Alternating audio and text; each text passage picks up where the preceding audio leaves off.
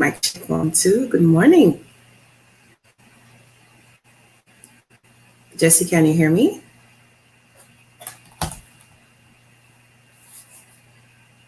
I don't think she can hear me at all.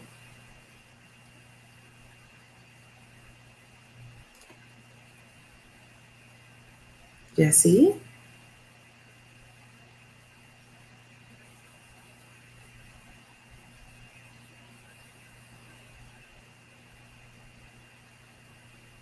Jesse?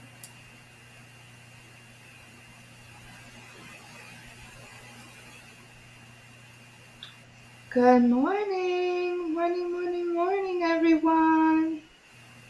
Awesome. I can hear you. We can hear you. Okay, guys. So Marsha, I don't know what's up with my headphones today, but you guys hear me, but I can't hear you. Okay, so We we are are testing the testing sound. now, Yeah. guys. We are testing.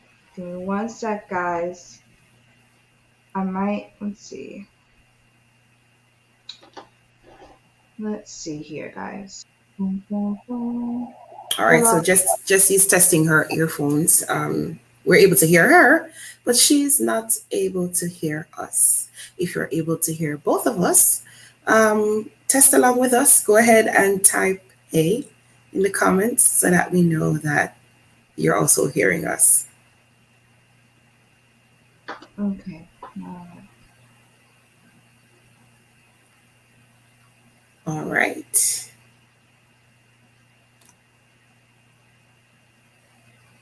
So Jesse, I'll keep talking until you can hear. No, we can't hear. Oh, you're on mute. So you'll have to unmute.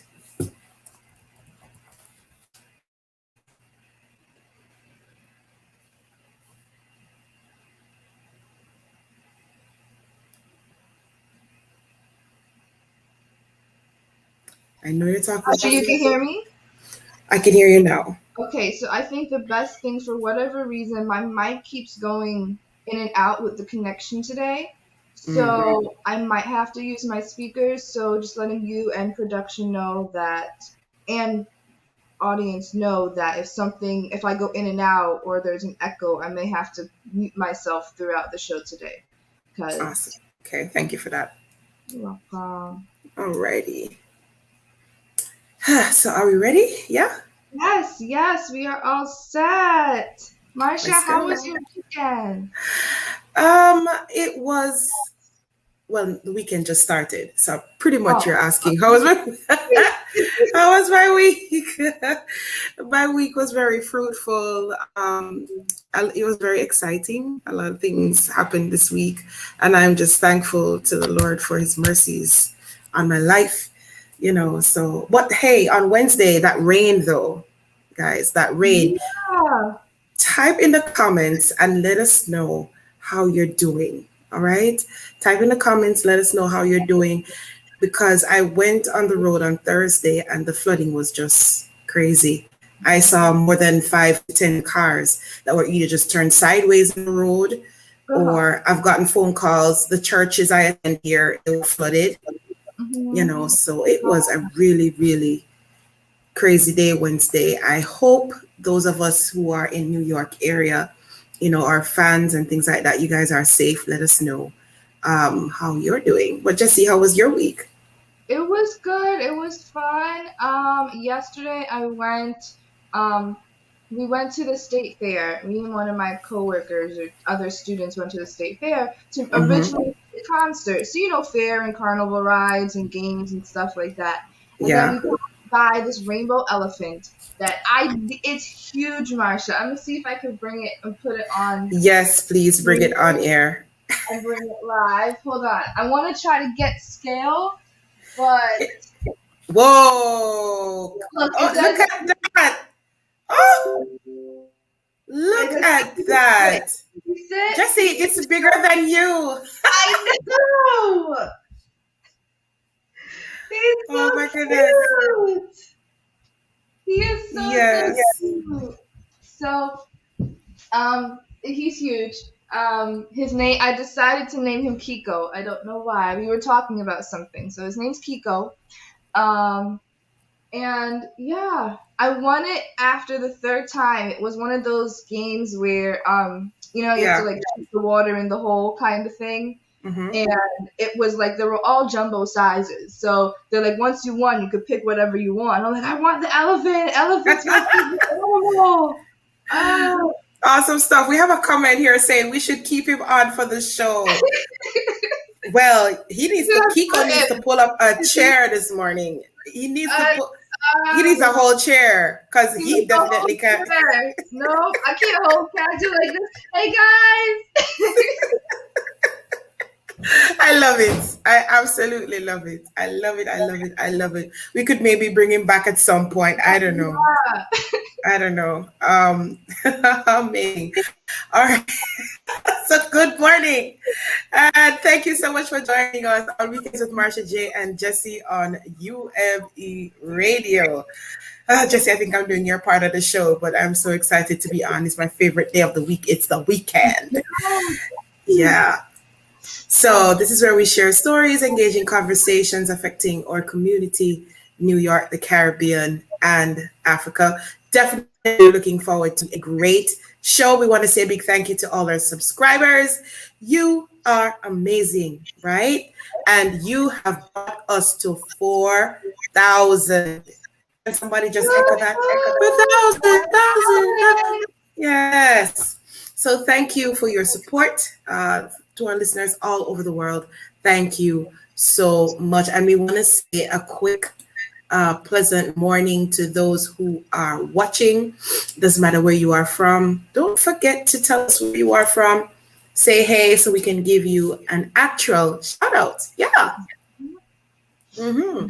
Good guys, and we know a lot is happening around the world, so we'll jump right into it today. We have some amazing guys joining us today, so before actually we get to our devotion real quick, can we roll the intro because we missed that? Weekends on UME Radio. Get the UME Radio app. Are you ready for the weekend? Oh, yes, girl. Get your cup of tea and mic check, 1, 2. I am so ready. To inspire, motivate, and educate. Weekends on UME Radio. The sun is up and so are we. News, interviews, hot topics. Connect with us. Let us know what's on your mind. Follow, comment, subscribe. We're everywhere. UME Radio app, iHeartRadio, Amazon Music, iTunes, TuneIn, and all other digital platforms. Email us info@umeradio.com. On WhatsApp, 201-503-6731. Subscribe to our YouTube channel and follow us on Instagram and Facebook, all at UME Radio. Follow me, Jessie, on Instagram at ink.jess, that's ink.jess, and on Facebook at Jesselyn Abel, that's JESSELYNE, Abel, ABEL. And follow me, Marsha J, on all social media platforms at official Marsha J. Or you can just check out marshajnow.com. Weekends on UME Radio with Marsha J and Jessie. Amplifying the voice of positive influencers. UME Radio. Positive entertainment 24/7. Subscribe on YouTube and click the notification bell. Under Section 107 of the Copyright Act 1976, allowance is made for fair use for purposes such as criticism, comment, news reporting, teaching, scholarship, and research. Fair use is a use permitted by copyright statute that might otherwise be infringing. The views and opinions expressed in this video and on UME Radio YouTube channel are those of the host and or the guests and do not necessarily reflect the opinion of UME Radio YouTube channel. All right, guys. So, before we jump right into our devotional today, I want to share with you guys some reminders. So, it is right now September 4th, 2021, and the time is now 8 o'clock in the morning, 8:07 to be precise. We want to let you know, if you guys are just tuning in, to remember to subscribe, like, share, and click the notification bell to know when we go live and when we upload a new video. To listen or watch this episode or others later on, you can listen to UME Radio on all major digital platforms. We have our own app via at UMERadio.com. You can also get it on the Apple App Store or Google Play Store. It's also on iTunes, iHeartRadio, TuneIn, Google, Podbean, TuneIn, Spotify, Stitcher, Player FM, and a Listen Notes. And with that being said, let's go into our devotion for today. Awesome. You know that everything we do at UME Radio, we acknowledge the good Lord. So let's open in prayer. Oh, before that, I just want to do this song just one time. You're awesome in this place, mighty God. Just kind of like set the pace. Yeah, let's do that. You are awesome in this place, mighty God. You are awesome in this place, Abba Father. You are worthy of our praise, and to you our hearts we raise. You are awesome in this place, mighty God. Let us pray. Father, you're absolutely amazing, and we thank you for your loving kindness towards us. We thank you for waking us up, for the gift of life, oh God, and we're so grateful that you still look at us in spite of us, and you call us friends, and you love us. Father, as we get into our devotion this morning, we thank you for already speaking to us. We give you thanks. In Jesus' name, amen. Let's go.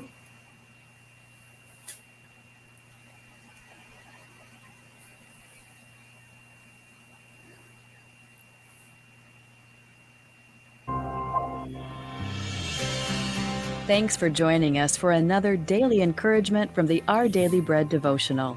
Today's reading, titled Man of Prayer, was written by Cindy Hess Casper. My family remembers my Grandpa Deer King as a man of strong faith and prayer, but it wasn't always so. My aunt recalls the first time her father announced to the family, "We're going to start giving thanks to God before we eat." His first prayer was far from eloquent, but Grandpa continued the practice of prayer for the next 50 years, praying often throughout each day. When he died, my husband gave my grandmother a praying hands plant, saying, "Grandpa was a man of prayer." His decision to follow God and talk to him each day changed him into a faithful servant of Christ. The Bible has a lot to say about prayer. In Matthew 6, verses 9 through 13, Jesus gave a pattern for prayer to his followers, teaching them to approach God with sincere praise for who he is. As we bring our requests to God, we trust him to provide our daily bread. As we confess our sins, we ask him for forgiveness and for help to avoid temptation. But we aren't limited to praying the Lord's Prayer. Ephesians 6:18 tells us God wants us to pray all kinds of prayers on all occasions. Praying is vital for our spiritual growth, and it gives us the opportunity to be in continual conversation with him every day. As we approach God with humble hearts that yearn to talk with him, may he help us know and love him better.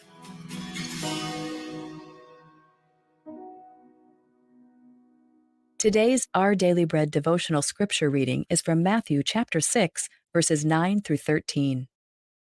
This, then, is how you should pray. Our Father in heaven, hallowed be your name. Your kingdom come, your will be done, on earth as it is in heaven. Give us today our daily bread, and forgive us our debts, as we also have forgiven our debtors. And lead us not into temptation, but deliver us from the evil one. Let's pray. Heavenly Father, thank you for the blessing of prayer and how you use it to teach us and to draw us closer to you. Thank you for your loving acceptance whenever we call on you. It's in Jesus' name we pray. Amen. Today's encouragement was provided by Our Daily Bread Ministries. Awesome devotion, Jesse. Compliments of ourdailybread.com, and the topic was Man of Prayer. There's just something about when a man prays. I don't know if you've ever experienced it. I think because he walks and he exudes so much authority, Jesse, that, I mean, we're used to women praying, primarily. But when a man really decides to get into the presence of God, especially on behalf of, especially the family or whatever it is, it's always something powerful. Wow. Yeah, I agree. I definitely agree. And guys, let me tell you what's coming up on our show today, because we'll be looking at what's happening on the front page of the New York Times, CARICOM News, and top stories in Africa, followed by Apostle Faith Walter's back to school giveaway, singer Travell Clark, 6 ways to balance it all, Dr. Rankin's advice for Black people, hot deals for travel, and more. And with that being said, let's get into the news.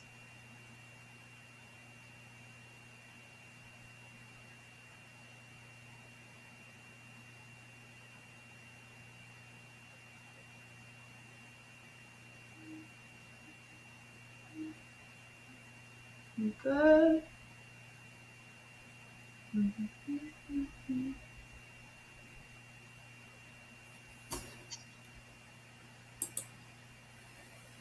Oh, okay. So while we are prepping,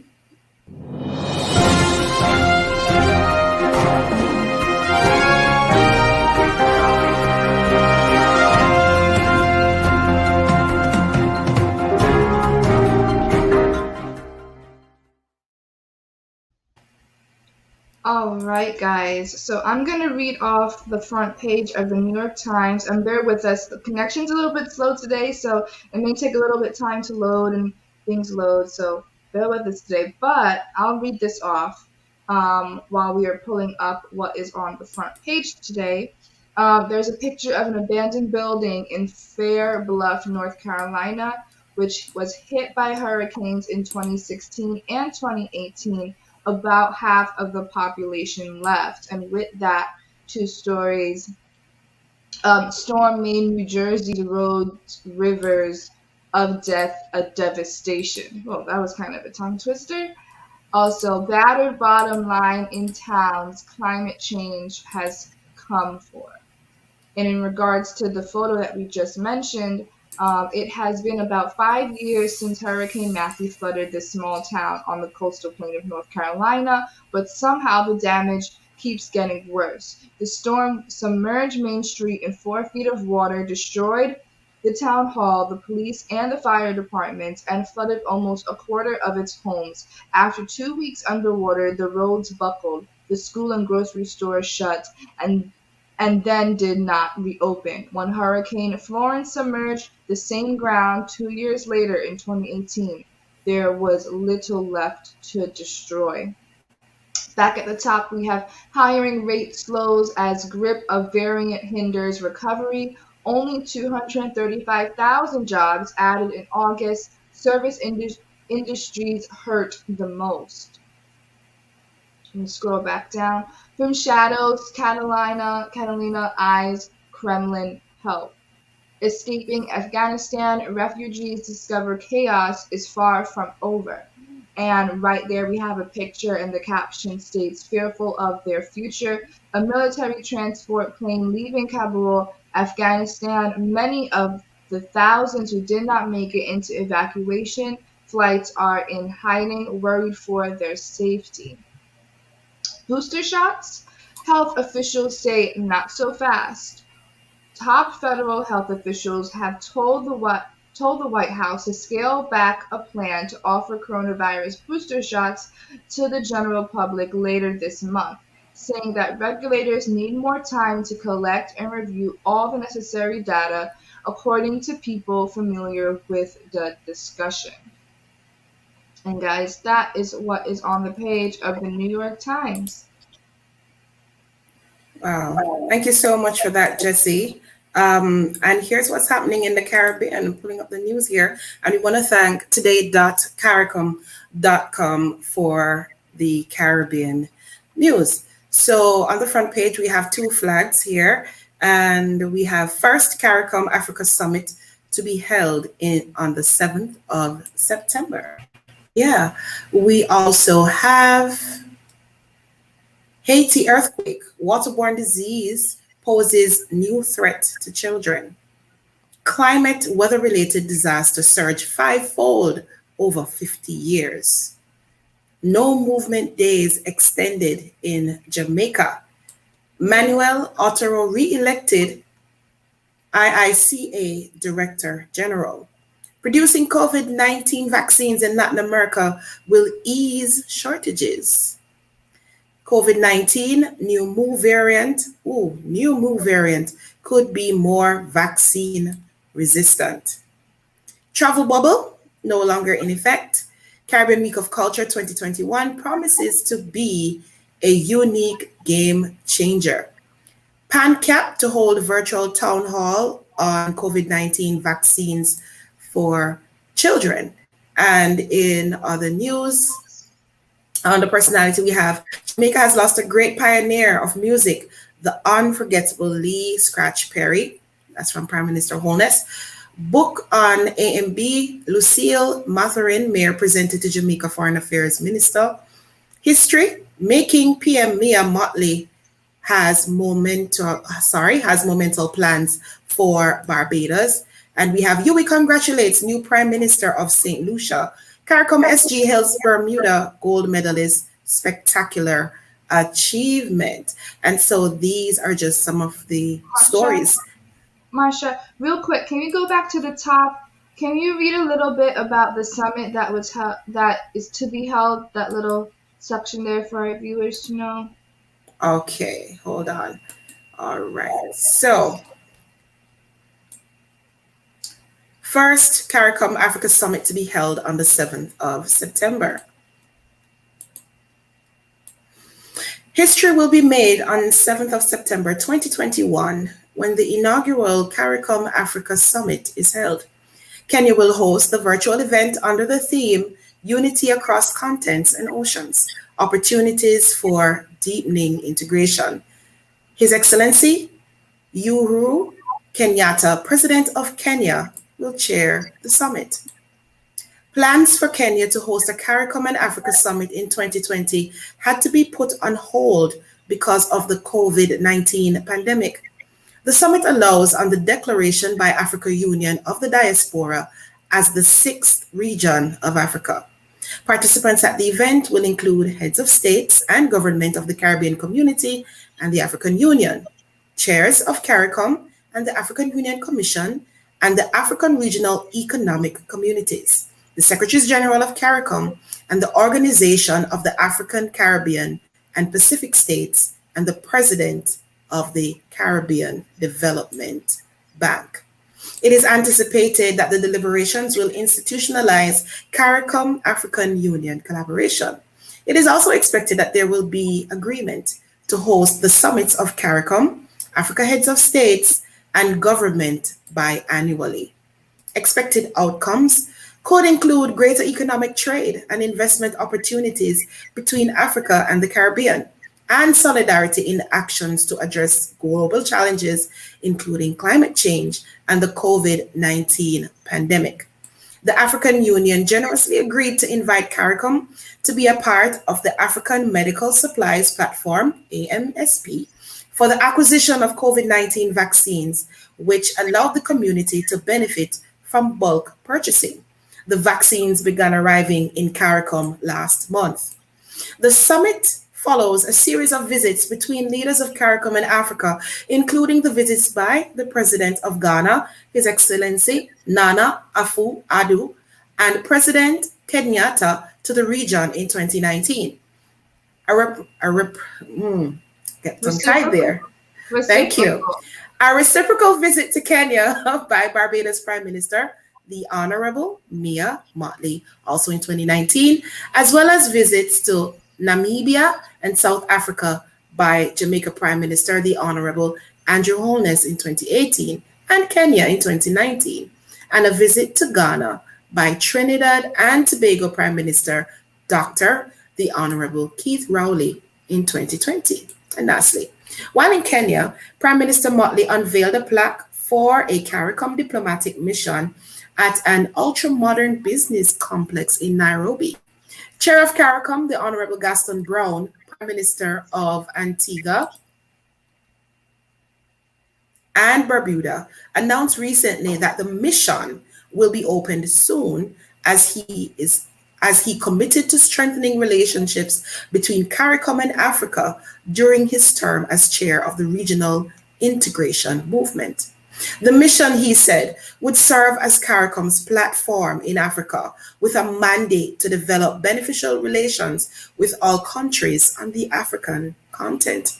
The workings of the community have been the subject of study visits to the Secretariat by the Southern African Development Committee, SADC, and the Secretariat has also hosted the African Union Commission, the Economic Community of West African States, and the Southern African Customs Union. Arrangements are being made to live stream this event. And Very Marsha, powerful story. Yeah, before we get into the African news, I just want to highlight that the fact that CARICOM and Africa are getting together to have this summit is huge, and how it Big just deal. also relates to our show. Like, we are all about connecting the diaspora of the States and Caribbean and Africa, and just having that, and started that we Yes. we at UME Radio started this convo too. And the fact that this is actually happening, and God only knows the future of how this is going to expand everything. I'm excited, and this is really big. Definitely. Collaboration is always a good thing. You tend to get more work done and you get to see even bigger results. So I'm really happy that, I mean, even though it's a postponed event that was brought forward Right. to 2021, that it is happening and it is still on the hearts of the leaders. Just want to say, to the leaders who thought about this and have it in motion, thank you so much for that. And a lot of respect, because the connections between Caribbean and Africa, they won't die, they will never change. And we just can't wait to see the results of this summit this year, for sure. All right, so let's turn our attention to the African news, and we want to thank africannews.com for the stories, and we're just going to be looking at the front page. Just in, the world's leading global conservation congress opens in Marseille. Migrant camp near Paris dismantled and people evacuated by bus. Berlin celebrates the Festival of Lights. 18-year-old Senegalese Mamadou Fall Secure wins FC, scores twice. Amara Militia takes up arms against Tigray rebels. Nambian Moba Sifan Hassan among winners at Diamond League meeting. Rama Fasoa says July violence exposed inequalities. South Africa, Princess Charlene of Monaco, stable after fainting and hospitalization. In Tigray, AU calls on Ethiopia to do more for humanitarian aid. Top Ugandan academic arrested for espionage. In Senegal, opposition coalition-led Ousmane Sonko launched ahead of local polls. Tigray conflict. War means the failure of conflict, said Obasanjo. Belgium creates rubbish highway for flood debris. Let's see, we have some more news here. Mayday call over migrant rescue in the Mediterranean. Authorities in Ivory Coast announced major discovery of oil. ABBA announced comeback album after decades apart. South Africa lions prosper with care, watch, and fenceless parks. Burkina Faso, gold mine vandalized after the death of 7 illegal diggers. Over in Morocco, accusations of corruption swirl around election campaign. Mexico's National Guard detained Haitian migrants as they walked through the southern state of Chiapas. A community comes together after tornado from Ida's remnants. Over in Congo, 30 years after its creation, country's first opposition party, they want to regain power. President Ramaphosa urges citizens to get vaccinated. In Niger, cholera epidemic kills more than 100 people. Amhara region town homes to more than 16,000 persons who are displaced. Africa youth hit hard by COVID lockdown downturns. Singer Akon, Wakanda City unstarted, locals left in the dark. Nigeria shuts down all schools in 2 states over rising abductions. Egyptian president hosts King of Jordan and Palestine president in Cairo. Africa risks missing the key COVID vaccination target. WHO. The Republic of Congo, at least 4 dead, 20 missing after rebel ambush. In Tanzania, gunman who killed 4 people last month was a terrorist. And we have Ida floods New York highways, people abandon cars.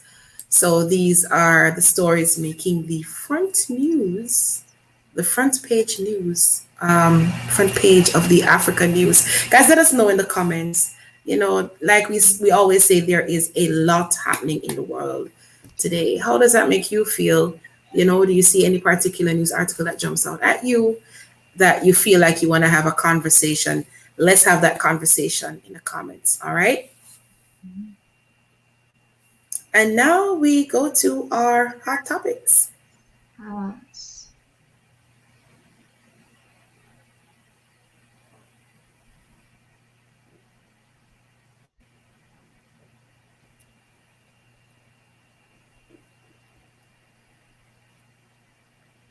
right, guys, so the hot topic section is where we give our opinion on current events. And Marsha, there's a couple of stories on this list that Yeah. I don't know what the word is. All I could say is that are what's the word? Give me the word. They're interesting. Not gonna overcomplicate. That's a word. That's a word. They have been a real buzz. So let's begin. Let's start with the first one. Biden. Yep, Biden falling asleep. So we have an article here. Source is from bizpackreview.com. States CNN fact checker comes to rescue after Biden appears to fall asleep while sitting with Israel Prime Minister. And we have said that CNN's fact checker rushed to the rescue Saturday after Twitter users began speculating that the president, Joe Biden, had fallen asleep during his Oval Office meeting a day earlier with newly appointed Israeli Prime Minister Naftali Bennett. From the majority of the 13-minute meeting Friday, the president was fairly lively, or rather as lively as a 78-year-old man suspected of having dementia can be. Near the tail end of the meeting, however, he began acting suspiciously by allowing his head to droop so that it was pointing down as if he was dozing off. And if we have on the screen here a screenshot from the White House YouTube feed. And this, I'm going to just scroll down on the page to go to Twitter to see what people have been saying. So there's a picture here of him looking like he's falling asleep. And some people, and Twitter was going crazy, like it always does. And we have Nicole Perut, but she says, whether he's sleeping, dozing, resting his eyes, taking a break, there's nothing normal or appropriate about his behavior in this meeting.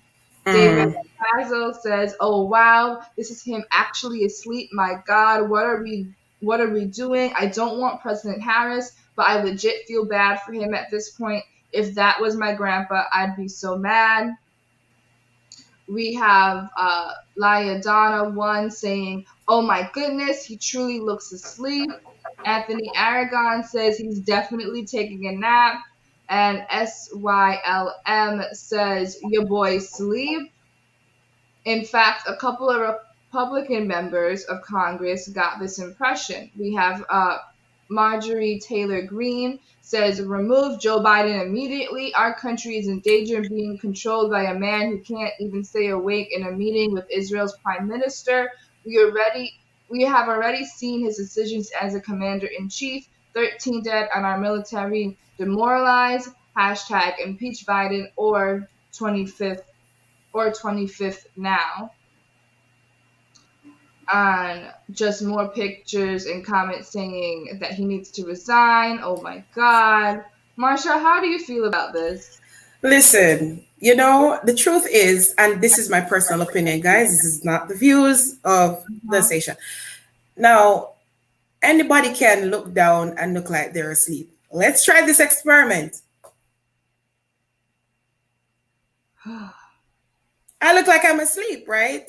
So I'm so happy that CNN did their fact check.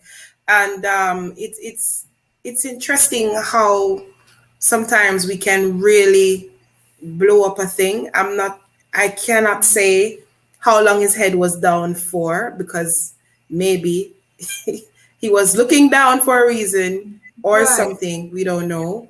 And if it was towards, it's not like if he started the meeting and within 2 minutes of the 13-minute one, he was like, for the entire thing, it can't be. Yeah, I think the comments are a bit harsh too. People are people. What if it wasn't caught on camera? And then again, okay, let me not go there. But people are people, and things do happen. And this doesn't mean that he's not fit to run a country or anything like that. That's just my opinion. People do get tired. They are not super people. But I do think that we may think sometimes that those in leadership, they have superpowers. They don't. They're human beings, just like you and I. They get tired, just like you and I. And it doesn't make them unfit. Exactly. We have Stanton Browning saying, but when doing business, we are supposed to be alert, eye to eye, etc. I get that. But if the thing is, one, truly how long it was. Because if we're all going based off a screenshot, I could be talking to you and I look down. Yes. And maybe close my eyes real quick. But if the camera catches you like this, exactly, and then pulls up, it could be that. He says, Stanton Brownie also begins to say, he is a president. I think they should be held accountable for better outcomes. That's also a thing. It's not like if this was like an hour and like how you could tell that someone's just, it's only a short thing. So, and there's cameras all around and lights. So how are you, what happened before? I just want to give sides to both arguments here, but right, and guess what? Pictures. The one of the things about photography is that pictures will let you see what they want you to see. So I'm now thinking, was the photographer a friend or a foe? We don't know. I just took a picture and it made for good news and it became viral. So there are a lot of things to think about. With that, I was hoping that his personal media team would have just like put a stop on it. All right, so we have our next story here.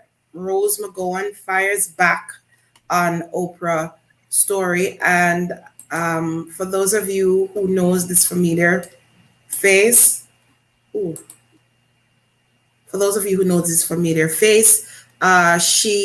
McGowan is popularly known for being a star in the series Charmed. She plays the role of Piper. So we want to thank eonline.com for this story. Rose McGowan is not backing down from her comments about Oprah Winfrey, including her past connection to Harvey Weinstein. No one is going to stop Rose McGowan from blowing up Twitter feeds by speaking her mind, even if it's about Oprah. So on Sunday, August 29, the Charmed alum drew controversy when she shared a photo of the popular media mogul kissing producer and convicted rapist Harvey Weinstein on the cheek at the 2014 Critics' Choice Movie Awards, tweeting, "I am glad more are seeing the ugly truth of at Oprah. I wish she were real, but she isn't. From being pals with Weinstein to abandoning and destroying Russell Simmons, sick victims, she's about supporting sick power structure for personal gain. She is as fake as they come." So on September 1, Twitter user retweeted at McGowan, "Do you ever shut the blank up and work on your own toxic blank? No, clean your glass house before throwing stones at others." Right. So pretty much we have an idea here of what's going on. Oprah has not responded to McGowan's insults and allegations about her. And the actress is among more than 60 women who have accused Weinstein, once one of the most powerful men in Hollywood, of sexual misconduct in recent years. And their public comments inspired the hashtag #MeToo and Time's Up movements. In 2020, Weinstein, who denied taking part in non-consensual sex, began a 23-year prison sentence for rape and sexual assault of 2 victims, not including McGowan. Yeah, so Jesse, let's have a conversation about this. Yeah, real quick. I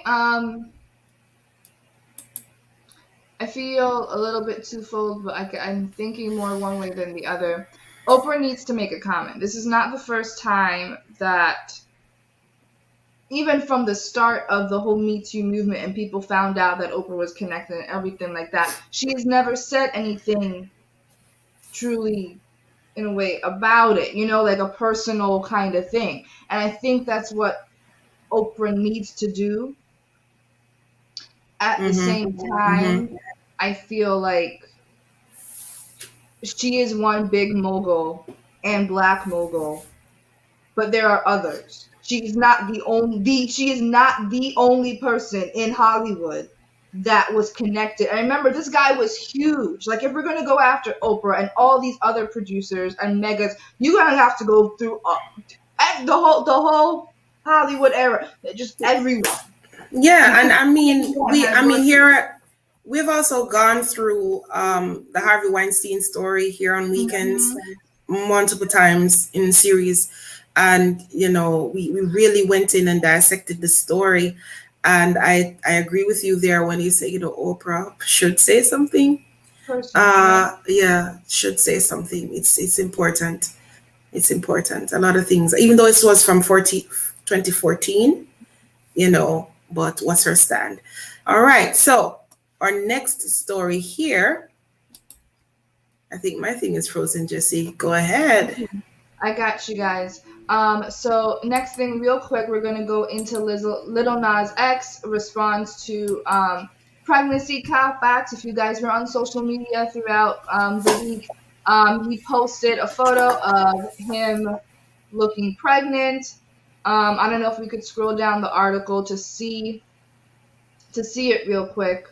Obviously, guys, is photoshopped. I was like scrolling through Twitter the other day, and this is coming from Billboard.com, by the way. But scrolling, and some people, I'm like, how old are you? Because they didn't know. Like, this is clearly photoshopped, okay?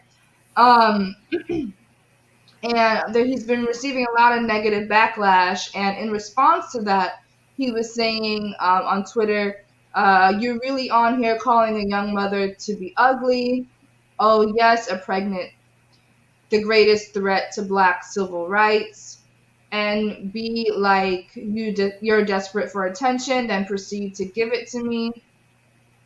One day y'all will learn I am not a representation of anyone but Lil Nas himself. If I take S on myself, am I gonna have your kids wanting to S their pants?" And last but not least, and said, "How do I explain this to my son? I am screaming." I know. And this picture though, Jesse, looks like a whole maternity shoot. Right. Right. We do have that, but like obviously with his tweets he was being very sarcastic and a lot of satire. I don't Me personally, it was just it's too much. Jesse, It's too it is much. just disturbing. I don't know who's It's too watching, but let much. us know. It is straight up disturbing. And since he's been put out there like that, I'm just like, Lord, There's my one unborn difference. sons are at risk. Yeah, Like, there's one difference of like as an artist or even people being satire or whatever of wanting to push the envelope. But I feel like artists today, it's not even just pushing, it's just you're just doing anything and anything to be just shameful. Like do you where the I don't want to put morals in it, but it's just like how my brain is thinking right now is like you remember like backlash when Madonna would do X, Y, yeah. and Z or dress a certain type of way back in Hmm. that era. But you could look at that and just being it's just clothes. Yeah. It's clothes, it's different, but it's clothes or rock music or whatever. But this is taking it to a whole other extreme that I'm just like, this isn't clothes, this isn't the sneakers situation that he had if you really want to go, it's Yeah, just definitely a desensitization yeah. tactic. All right. So with that being said, put on the spotlight on an individual or an organization or group that is making a difference in other people's lives. The segment, Because of You We Can, is where we feature the efforts of those in our community who seek to empower those around them through acts of kindness, program implementation, or other philanthropic efforts. We're excited to share with you an interview that we had with none other than Apostle Dr. Faith Walters, author.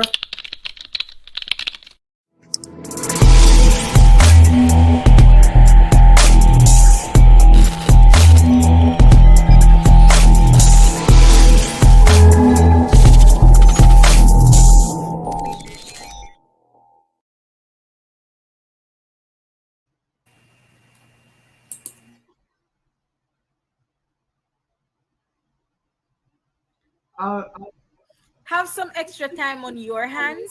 Interested in learning a new skill? The Excel Project is a vocational training center that will offer a variety of basic life building skills to young people ages 16 to 24 years in marginalized communities. While the young people of Mount Vernon, New York will be the primary group to benefit from this program, there are others who will also gain access to growth opportunities through the program. This includes ex convicts, seniors, entrepreneurs, and business owners, and today we'll learn how. The Excel project is sponsored by Women and Men of Excellence Outreach Ministries, which is a faith based nonprofit organization that focuses on improving the quality of life for the community at large, under the leadership of Apostle Dr. Faith Walters, who we will be speaking with today to learn more. Hi, Dr. Walters. How are you on this beautiful day? Oh my goodness, I'm doing fabulous. Thank you. Can't complain. Thank God I'm alive and well. Praise God. That's great. Yeah. Absolutely. So, firstly, I believe our listeners and viewers would love to hear about the conception of the Excel project from the great Apostle Faith herself. Oh my goodness. It's been I enjoy helping people, Women and Men of Excellence Outreach Ministry since its inception in 2006. It's always been a focus of mine to reach out to the community because that's really where our ministry should be focused on, because there's so many people out there that need Jesus Christ, and there's ways that we could do this to help to build them. So when you bring something that they could benefit from, it's more efficient for them to grow, and as another way to share the love of Jesus. So what I looked in my community and I realized there's a lot of young men hanging on the street corner, which I do minister to a lot. And not only do I, from quite some time, not only they sell drugs on the corner, they constantly drinking and doing just hanging out in the corner, fitting young men, and there are times I would have conversation with them. Sometimes I would pray with them and encourage them in different ways. And many of them told me they would love to go back to school, or they wanted to improve in other areas, or they needed a job.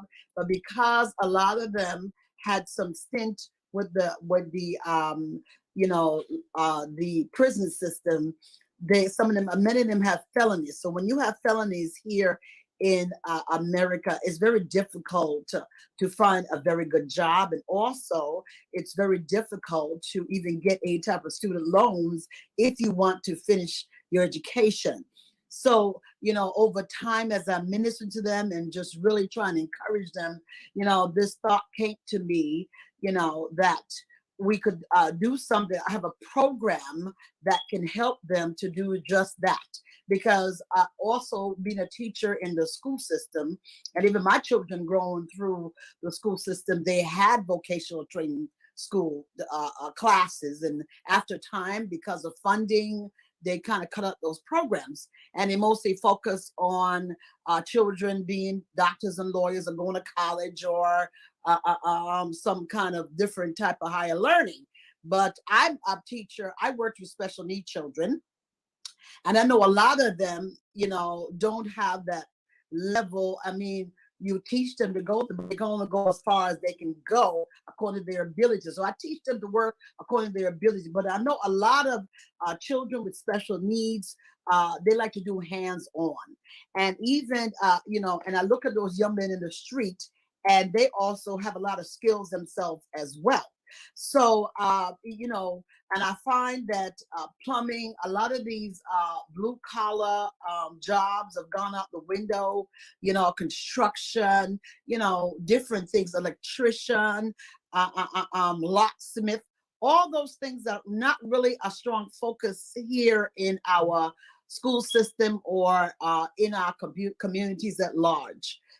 So I asked God to give me a plan to help them, because really and ultimately, I want to find a way to prevent them from getting into more trouble and returning back to prison, because that is not the answer to our young men and young women, because God made them with so much gifting in them, and we got to find a way to bring that out. So in about 2014 or 2015, we launched it at my former address in Mount Vernon, and to help with the community. So it's about not only have a vocational training center, but also cooking. I enjoy cooking myself, and I would love to share my cooking skills with a lot of young women as well, especially, and young men too, because men love to cook as well, but I find also a lot of, when you think about people getting married, a lot of women don't know how to cook.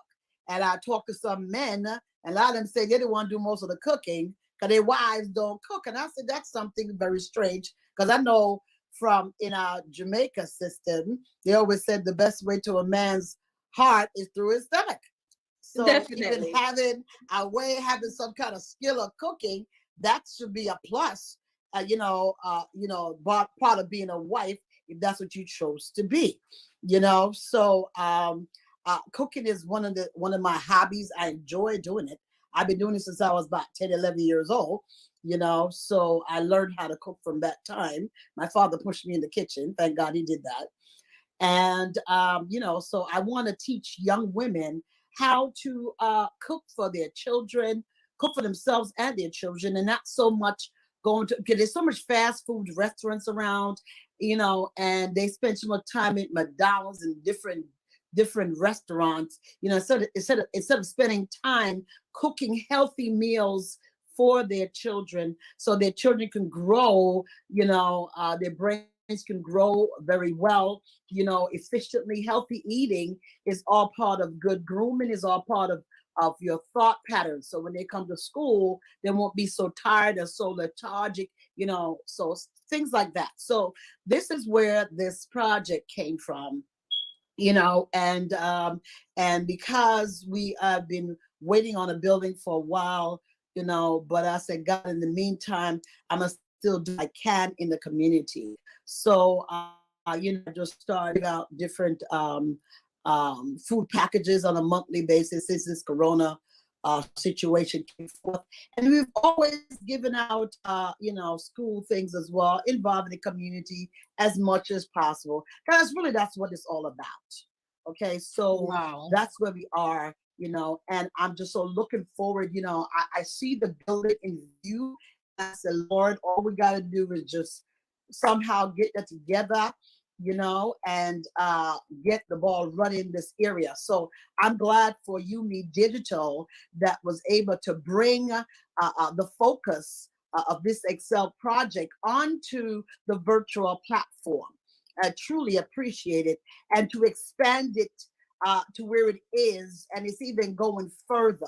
So I'm really grateful and thankful to the Lord for that, and be able not only to do it as in person, which was my original plan, but also people from around the world can also benefit from the ideas was put forth, because we could also one of the thoughts I also have is I want to get people that are retired electricians, different people from all walks of life, to help. So even they could also do podcasts. This is where this come into play. So those who are in other countries, wherever they are, they can still be a part of this great program. I'm glad that you said that. Powerful thing, yes. Because I wanted to ask, I know you mentioned all or some of the areas of training that are offered, but I wanted to know, are the courses online or are they in person? Well, they're both.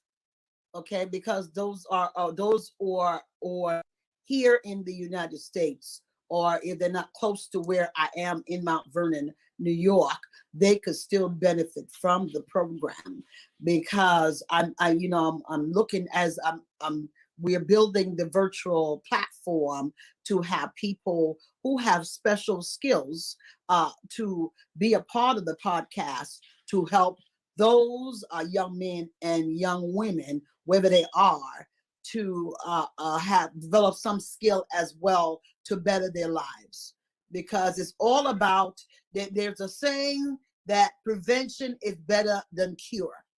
So if you could do something to help to that person, to push them into the next level and to help them to fulfill the plan and purpose of God, because every one of us have a passion.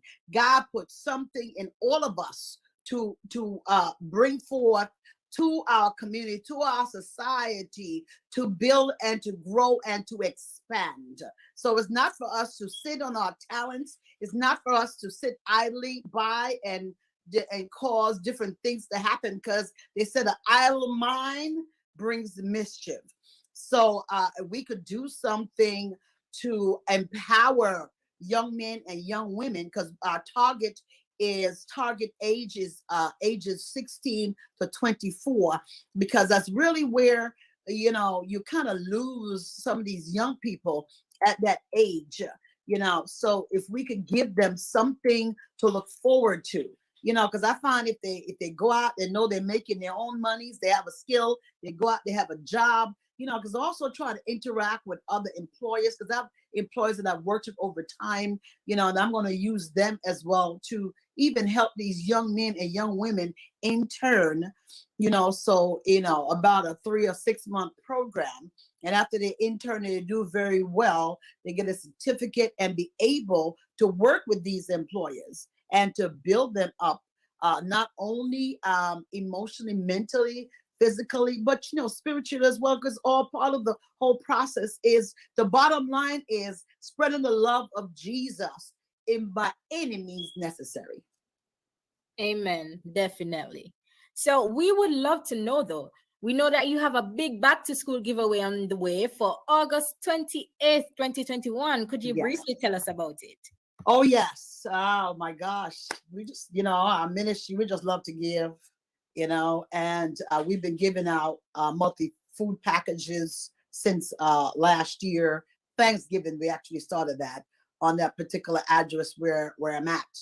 And I realized, every year the children go back to school. So the mothers, they need some help with getting the supplies. It's not always easy, especially when you have a few children, not one or two, you have about maybe 3 or 4 children or more, so every little bit we can do to help, we make that effort, so I have devised just, it's not a whole lot, but I'd rather give you something and nothing at all. We're going to get our book bags.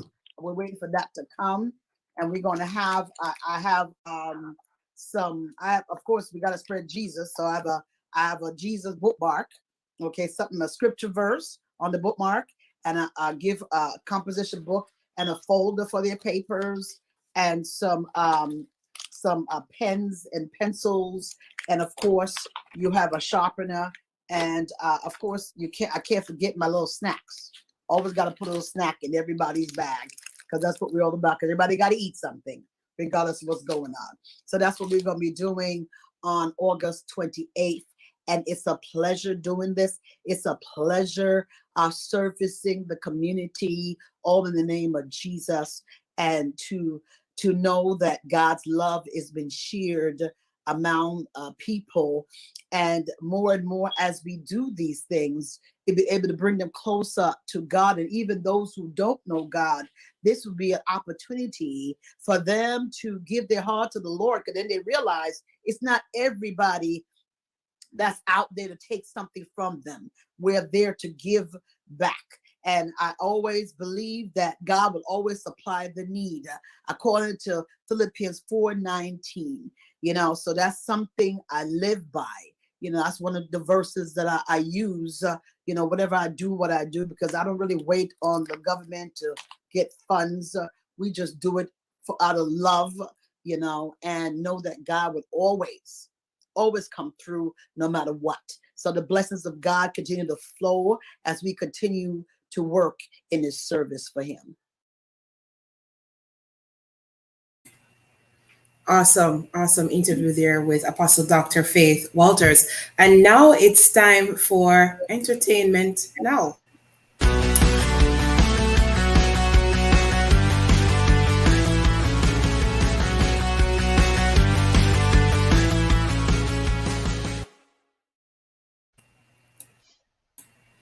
So let's go beyond the music, dance, and the box office and thrills that flow from the entertainment industry to get deeper and more meaningful insights into the minds and the hearts of the players. Today we have with us recording artist out of Jamaica, Travell Clark-Wine. She is new to UME Radio, and we are looking forward to learning about her and her music ministry. Let's see if she will make it to our top 5 playlist, Jessie. Yes, I know. Oh my God. And I want to say thank you so much, Travell, for coming onto our show. And for our listeners that is, obviously listening on our podcast, I just got to describe, she is wearing this gorgeous yellow hat right now. She is so beautiful. Listen. Statement. It's early morning. I'm trying to be the sunshine. Great. Join me with my yellow top. Yes. No one told me the memo. You guys did not tell me the memo. I mean, I got a little stripe, okay? Little stripe. Didn't tell me. All right. Travell, we are so happy to have you here with us this morning. How are you? How's your day going? Well, my day just started. My daughter woke up from like minutes to 6 making noise. Wow. So, yeah. All right. Thank you for sharing that. For those of you, for those persons that are meeting you for the very first time, who is Travell Clark-Wine behind the music? Who is Travell Clark-Wine? All right, so Travell is the third of 3 children to Hyacinth Gordon Clark and Trevor Clark, who we're all from the parish of St. Anne. I'm from Brownstown, St. Anne, to be exact. For those. Hold on, Travell. Is it because this is a New York station? In Jamaica. Some persons have no idea. Okay, go ahead. In Jamaica, yeah, man. Yeah, so just like how you have the state of New York, we have the parish of St. Anne. I grew up in the church. I went to, well, I think persons in New York might not know this, but there is a school in Jamaica, high school in Jamaica, where they wear hats. And it's called Westwood High School. And that's the school I went to.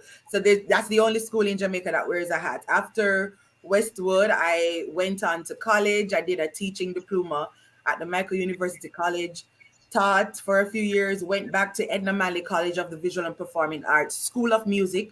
So that's the only school of music in Jamaica, college rather, in Jamaica that does music at the moment. Well, there's Yui and so on.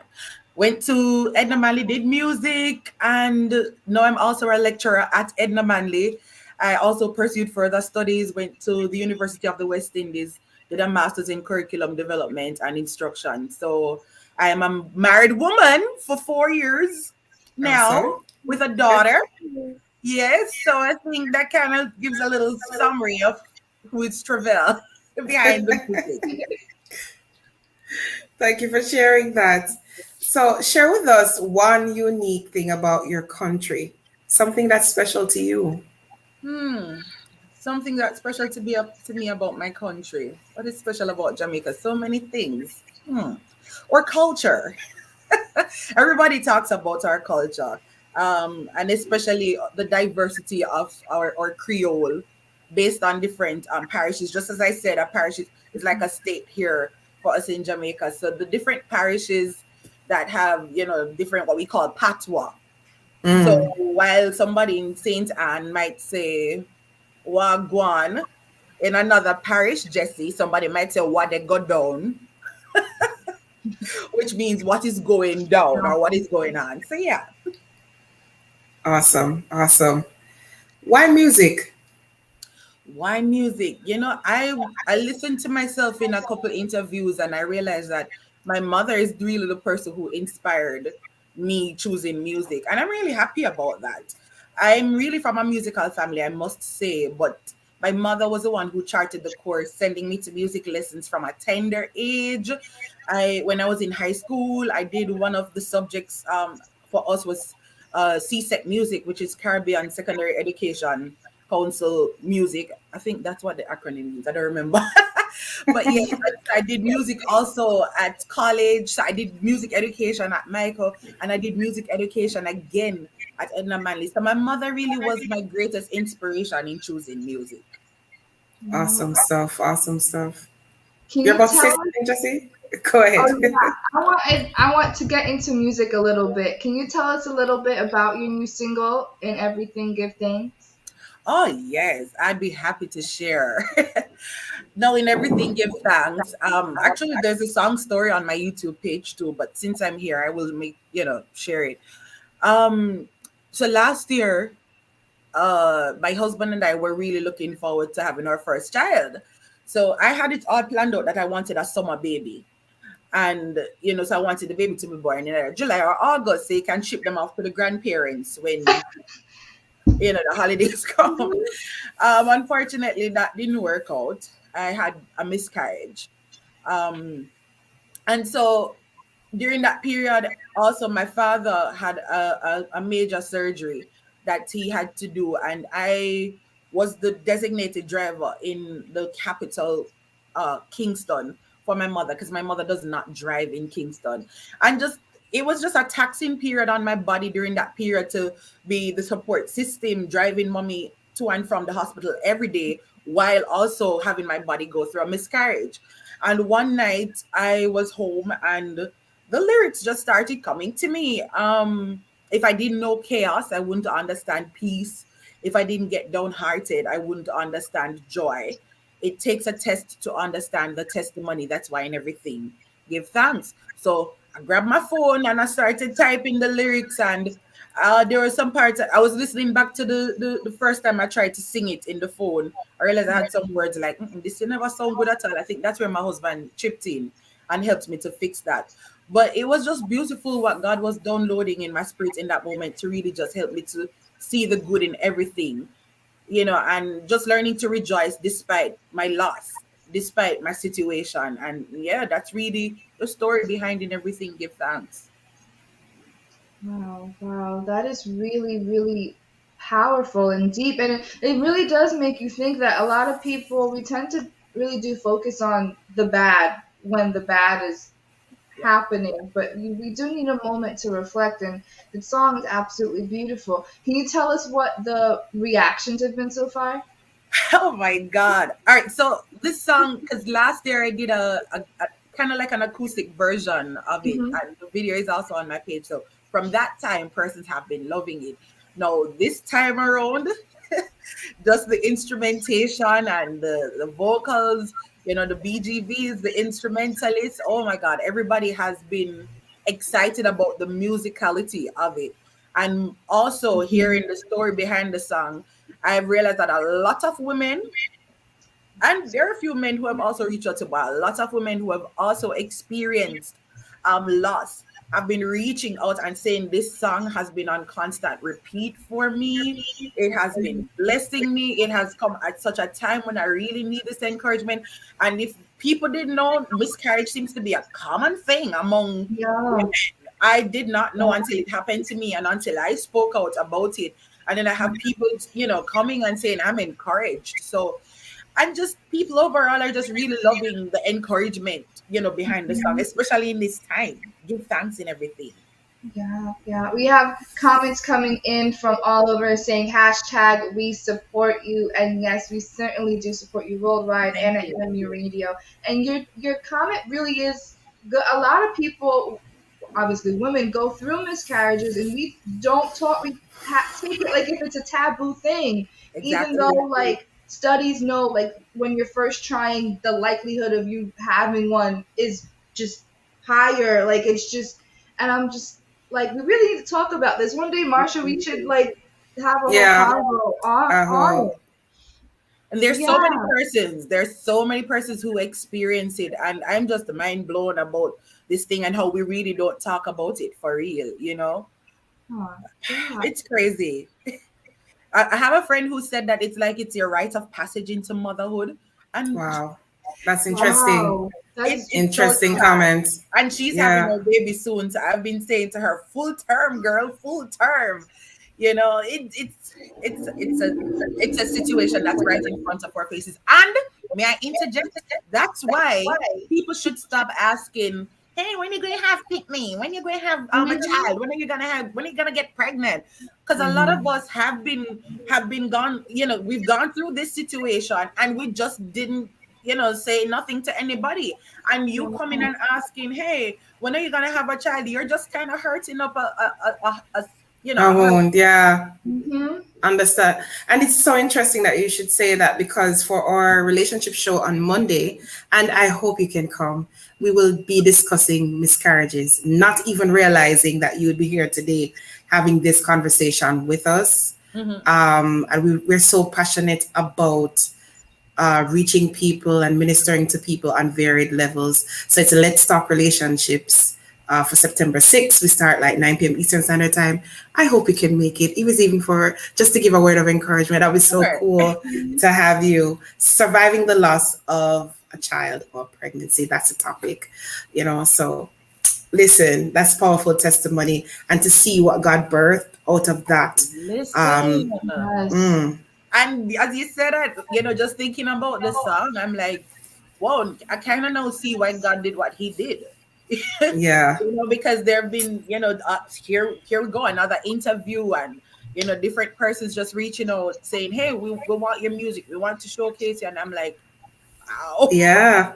And not only that, September is NICU Awareness Month, right? And pretty much, Jesse, my thing is frozen again. It is September is NICU Awareness Month, guys. Surviving the loss of a child or pregnancy. And I have a personal. I've never been pregnant. Let me just make this clear. I've never been pregnant or anything like that. But I have a personal story with that. So it'd be cool for me to share that as well. But can you sing a little bit, a verse or chorus of this powerful song? I know I put you on the spot. We do a cappella. And how I hate singing like this. I'll just sing the chorus of the song. Oh my God, I hate singing. Don't be nervous, because you never know who is listening and just need this energy. Not even nervous. My God, I hate singing. In this kind of setting. So I'll boast in my pain, boast in the rain. His power is made perfect in my weakness. I'll worship his name. Give thanks and praise in everything. Give thanks. Awesome. Love it. Absolutely love it. Powerful. Powerful. Thank you. So, yeah. So tell us, what are some of the challenges that you face as an artist, and that other artists in networking could support with? I mean, other than there's a pandemic, yes, you can talk about that. But being an artist, I know you also do education. But what are some of the challenges? I think one of the greatest challenges is just figuring out marketing. And I feel like one of the things with, let's say, for example, a Maverick City is that there's this union that you can see. Maybe I don't know if there's anything else apart from that, but what we see is unity. And so I really believe I do have a few friends so far who we're all just, doing what we do for Christ. And as soon as you share a flyer, for example, that, hey, I have music coming out, without even asking, they're very so quick, to just share it and tag. So not only do your followers, for example, see that there is music that you have coming out, but their followers will also see that you have music coming up because they're sharing it. So I believe that one of the greatest struggles, especially here in Jamaica, is marketing. And so each one can help one. Share it on your WhatsApp status, share it on your IG, share it on your Facebook. It doesn't take much to just click that share button.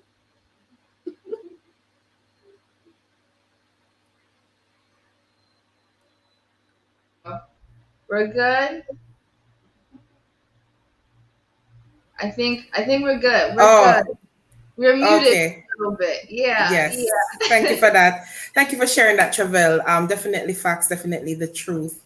And more networking, more marketing is definitely useful. All right. So how can we support you? Well, we can support by following the pages so we can get an update. Most of I have 2 singles out. So I have Your Presence from last year, and then In Everything Give Thanks, that was just released on Sunday. Your Presence should be on our digital platforms. We were having a bit of a challenge with In Everything Give Thanks this week, but that should be sorted by today or so. Generally speaking, support can also come, as I said, from following the different pages, Instagram, my Facebook artist page. Where else am I? I'm on Twitter. YouTube, yes, YouTube. I was like, where else? And it's all Travell Clark Wine for the most part. Wow, thank you so much. Really appreciate the information, guys. Support Lady Travell Clark Wine. The message, not just the music, but the message. Connect with her. Travell, thank you so much for being with us today. Thank you for having me. Absolutely a pleasure. Absolutely a pleasure. Yes, I will look forward to having you again. Yes, wow. Me too. Take care. Wow, powerful, Jesse. Now, let's turn our attention to some music. Yay! We love music over here. Every week we've been sharing with you our DJ top 5. Do you think that song made it to our top 5, Jesse? Let me know. I know. What is on? Well, can you tell us? Let our listeners know. If you guys don't know, let me tell you real quick what DJ Top 5 is on UME Radio. This is where, all of our DJs, Marsha J, also the DJs on the LTR show, Keith and Lady Misty, we all have our selection of our top 5 songs of the week, and that is where you guys can vote. So what you guys can do is go to www.umeradio.com/DJ-top5, and it's super simple, guys. All you guys have to do is scroll down, vote for your favorite DJ playlist, Marsha J, Jesse, DJ KTE, Lady Misty, and DJ Kelly. You could click multiple and then do the top 5 of rating our experience and click vote. So we have our list. Marsha, what's on your list for this week? Yeah, definitely. And we want to know from our listeners slash viewers, what have you been listening to? Here's what we've been listening to. So for me, Jesse, I felt like running back my list from last week. Oh, So me coming too. in at number one, we have Yeshua that, for me, it's very personal. Just calling on the name of Jesus. Yeshua is Jesus in Hebrew. A very powerful song. And then we have coming in at number two, New Wine by Todd Galbraith. And every now and again, I know that we can use a quick refreshing from the Holy Spirit. Then coming in at number three, I have Tamila Mann's Conqueror. She's been pushing out some new music. This song particularly gives you the strength to continue going and doing what it is that you need to do. And number four, I'm big on instrumentals, especially to fall asleep or in moments of meditation. Set Us on Fire. Who doesn't want to be empowered and set on fire for God in the season? And number five, coming in at number five, but definitely not the least, we have Holy by Covenant Worship. Jesse, what's on your turntable this week? Yeah, so I did a repeat too. So I was really playing Heaven by Mary Mary. We love them with their classic. And Stand Up with Cynthia Erivo. And it really hit me. I don't know if you guys know what the Elijah McCain case, so that it really hit me with that song again. I got two top songs from the greatest, Aretha Franklin. I got Mary Don't You Weep and Amazing Grace. And then last but not least, one of my favorite Christian or just faith-based rappers, Tobe Nwigwe, Try Jesus. It is the song off of, if I remember correctly, third album. But I love it. I absolutely love it. So if you're into, faith-based, but you're like more, hip-hop, sometimes you just need a little bit, not worshipy, but just different, listen, check that artist out. He's big. Awesome. And I think based on Travel's story, we can kind of slide her in somewhere, like a bonus track or something. Yeah. Definitely. All right. That's it for our DJ Top 5, guys. Remember, let us know what you're listening to so we can incorporate it in our DJ playlist. And so today Inside Spotlight, we have a conversation with UDMI brand share partner, Dr. Wanda Thomas, CEO and owner of EveryEntertainer.com. Let's join the interview right now with UME Radio's Trisha Gay. Helping to make dreams become a reality. That is her mission.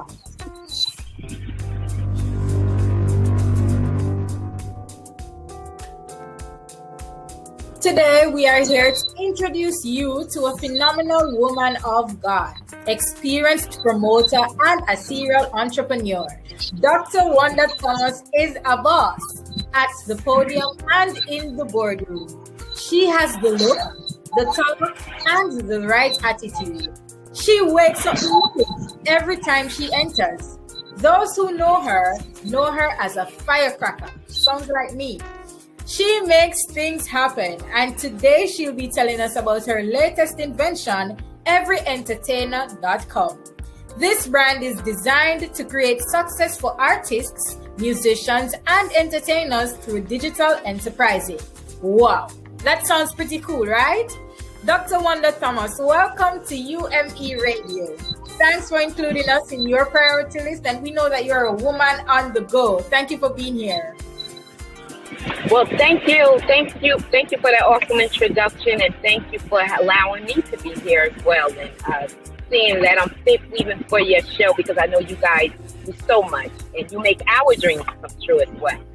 How did you fall in love with entertainment and promotion? And it goes back to me trying to find my own way, wanting to be my own boss, be rich, and then back then it was really about the money. It wasn't about the community. It wasn't that the community is the ones to come in to do the auditions that will allow me to make the money and sell the tickets. That's what it was about then. We were in a different time then. Building fame and fortune. Yes, that's what it was. That's it. Now I'm over that. It's another skill set that I'm revisiting because I was so awesome then. Now I'm picking another avenue with the digital and seeing how that works. And it's more leading people now to find their purpose, to help them, their desires met, if you will. Yeah. So, and the talent, the wonderful talent that's out there, not everybody makes American Idol. You got 6 billion people on the planet, and everybody don't make it to American Idol. Hopefully this will be a platform that will allow folks to really shine and take advantage of. Right. I know everyentertainer.com is still in its incubation stage, but tell us the story behind it. Why an entertainment network for professionals in this industry? This is the main thing I used to always get from entertainers. I would ask them a series of questions. I have a list of questions that I ask, and I would ask them, how many fans do you have? And they're like, well, I got 5,000, 10,000 people on Facebook, but are those your fans? Yeah, I got 10. I said, okay. How many will actually buy a ticket if you were to do a show? About 10. Well, there go your fans. I get that question all the time. I never get 100. Never. I never even get 50. I get about 10. And those 10 may be a good couple of friends and a family. So we already know we got a lot of work, because now we got to start branding. It's going to showcase them. It's going to spotlight them. It's going to do things that they have not done, instead of just getting on Facebook and doing stuff live. And I watch people on Facebook just streaming live, just doing nothing on a video on their Facebook. So here we are. We're going to stream live, and you're going to build additional fans to what you already have. You're going to build additional fans. You're going to build a buzz. You're going to build opportunity. You're going to build things that you didn't even think of or can imagine, because of their mindset of what they think digital marketing is, and how do I get 1 million hits on YouTube? It's not just put it up there and they come. Thank you, Dr. Thomas. It was indeed a pleasure talking with you about something so inspirational. The graveyard is full of treasure. Don't lay your head down or go to your next job thinking this is all it is. Continue to push the envelope. Continue to push yourself. Bring your dreams to life. You have it in you. Want to be the president? Obama showed you that. Be the president. There's work in it, but do the work. Don't expect things to come easy, because it's not. If you do the work, you're guaranteed to succeed. You may get a couple of struggles, skin knees, little, bloody skin knees, but tears in your eyes. But don't give up, because everything I'm doing, that was my experience. Skin knees, tears in the eyes, giving up, discouraged, but something will keep pulling me back. And now today, everything is coming to fruition. And I thank God for all of it, for the strength. Because I could not have done it without the support and the love of family and friends, and the strength in my own ability that God had blessed me with, to be determined and to be persistent. Keep up the good work. Thank you. Words of wisdom, definitely. Wow. Awesome interview. Awesome interview. In our closing spotlight today, we want to highlight radio. We want to highlight radio, definitely. If you do not have our app, it's, what is it, Jesse? app.umeradio.com. We just want to take a little time to have a conversation about the programs that are aired on the radio. So what you hear, that's just not the only thing, or what you're seeing for those who are watching on social media. That's not just the only thing that we do. So we want to go through some of the programs that are aired on our radio station. So definitely we have Let's Talk Relationships, and this is held from Monday to Saturday. Yes, and we have Roots Rocking Reggae. So those of you who love music, the diversity of music that's on the station is amazing, right? So we have Roots Rocking Reggae. We have country music. Any country music lovers out there, type and let us know in the comments. We have love songs. Yes, we are a faith-based station, and we do have love songs to God, and other types of love songs. We have our daily bread. and Christian music. We have Command Your Morning and Worship. We have the news. We have poetry. We also have impression and jokes. Yes. Guys, when was the last time you guys had a good laugh? A good laugh.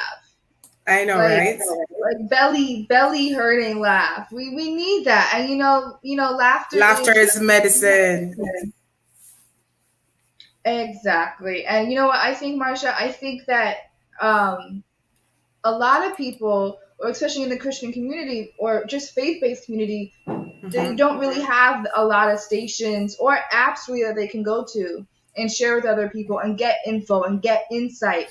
And we are one of them. I think the one that everyone knows is Family Matter, Family All the Way.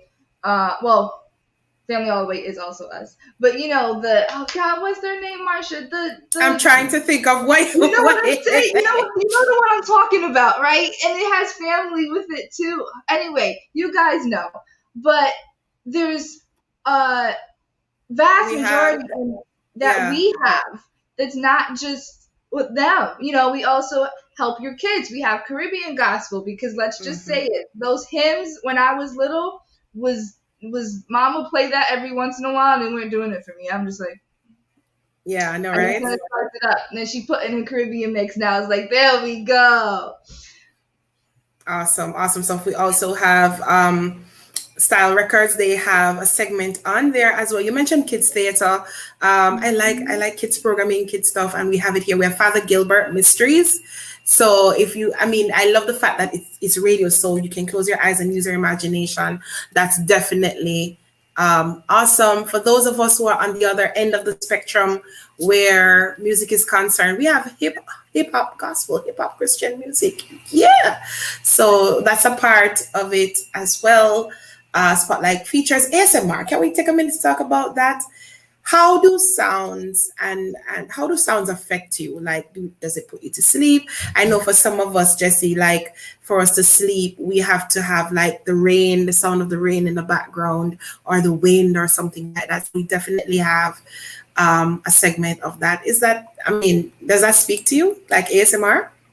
It does. It has its moments. We have a comment that says, I put the rain on and I'm out. And I'm with you, mid-masterclass, because if there's ever like rain, thunderstorm, the best sleep ever, every single time. I agree. So I just feel like God just kind of make us natural beings, natural foods does a number on our bodies, natural sounds help us to relax, like everything is in nature. So guys, this is just a synopsis of what's on UME Radio. And we always, we know you're on the go. Everybody's on the go. It's 2021, guys. Get the app, right? Subscribe to our website. Welcome to Wealth Mindset, a place where there is equal opportunity. A place where you decide, flourish, and commit. Where you have the freedom to be and thrive. Don't just fuel your passion, but walk in truth, in your divine purpose. Reap the rewards God has for you. Join us while we take a look inside the purpose mindset, where we look at business sense, money matters, coins and currency, and checks and balances. We talk about growing your network, net worth, and net income for your family and the community. Let's empower Black families and support UMERadio.com. Don't also forget UDMIBrands.com and FamilyAllTheWay.com. All right, guys. I absolutely love it. We are entering our wealth mindset portion, which is where, it's said that people think about money and rich people think about things, but wealthy people think about ideas. And Wealth Mindset is a show that seeks to provide entrepreneurs and wealth seekers with access to information and resources to help them innovate, develop, elevate, activate, and serve in order to grow and thrive. This includes community health issues, motivating people of color to create legacy and not just work history. And today, our topic's going to be 6 ways to balance it all. And I know we definitely need that. So, guys, are you an entrepreneur struggling with balancing it all? Our producer, Trisha Gay Kelly, did some research, and today we'll be sharing with you 6 ways to balance your family, life, and work with the help from some speakers that you may or may not have heard from before. So listen closely so that you can not just learn from these tips yourself, but also share it with a friend if you think that they'll be inspired by them. Guys, take notes. So our first clip is going to come from Jeff Bezos, courtesy of YouTube video publisher Evan Carmichael. He spoke about harmony and his love of working for the future. I always talk about work-life balance, except I like to use the phrase work-life harmony rather than balance, because to me balance implies a strict trade, whereas I find that when I am happy at work, I come home more energized, I'm a better husband, a better dad, and when I'm happy at home, I come in and better boss and better colleague. And so it's not, you could be out of work and have terrible work-life balance. Even though you've got all the time in the world, you could just feel like, oh my God, I'm miserable, and you would be draining energy. And so you have to find that harmony. It's a much better word. And I think for most people, it's about meaning. People want to know that they're doing something interesting and useful.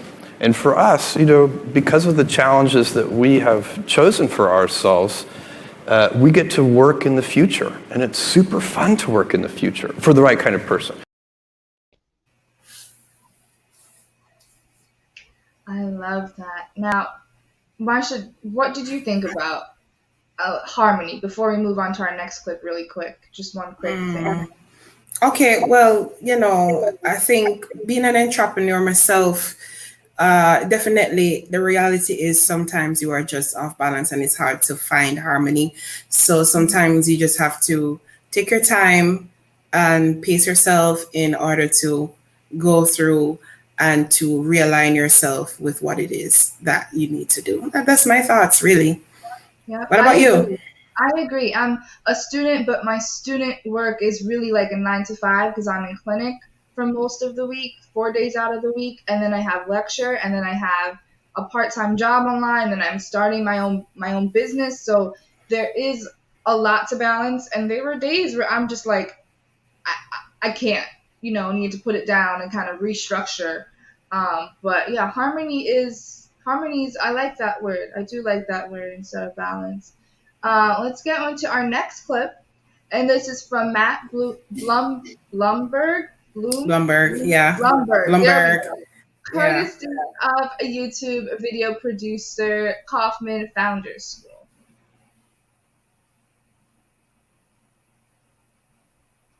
Managing your life as an entrepreneur can be tricky.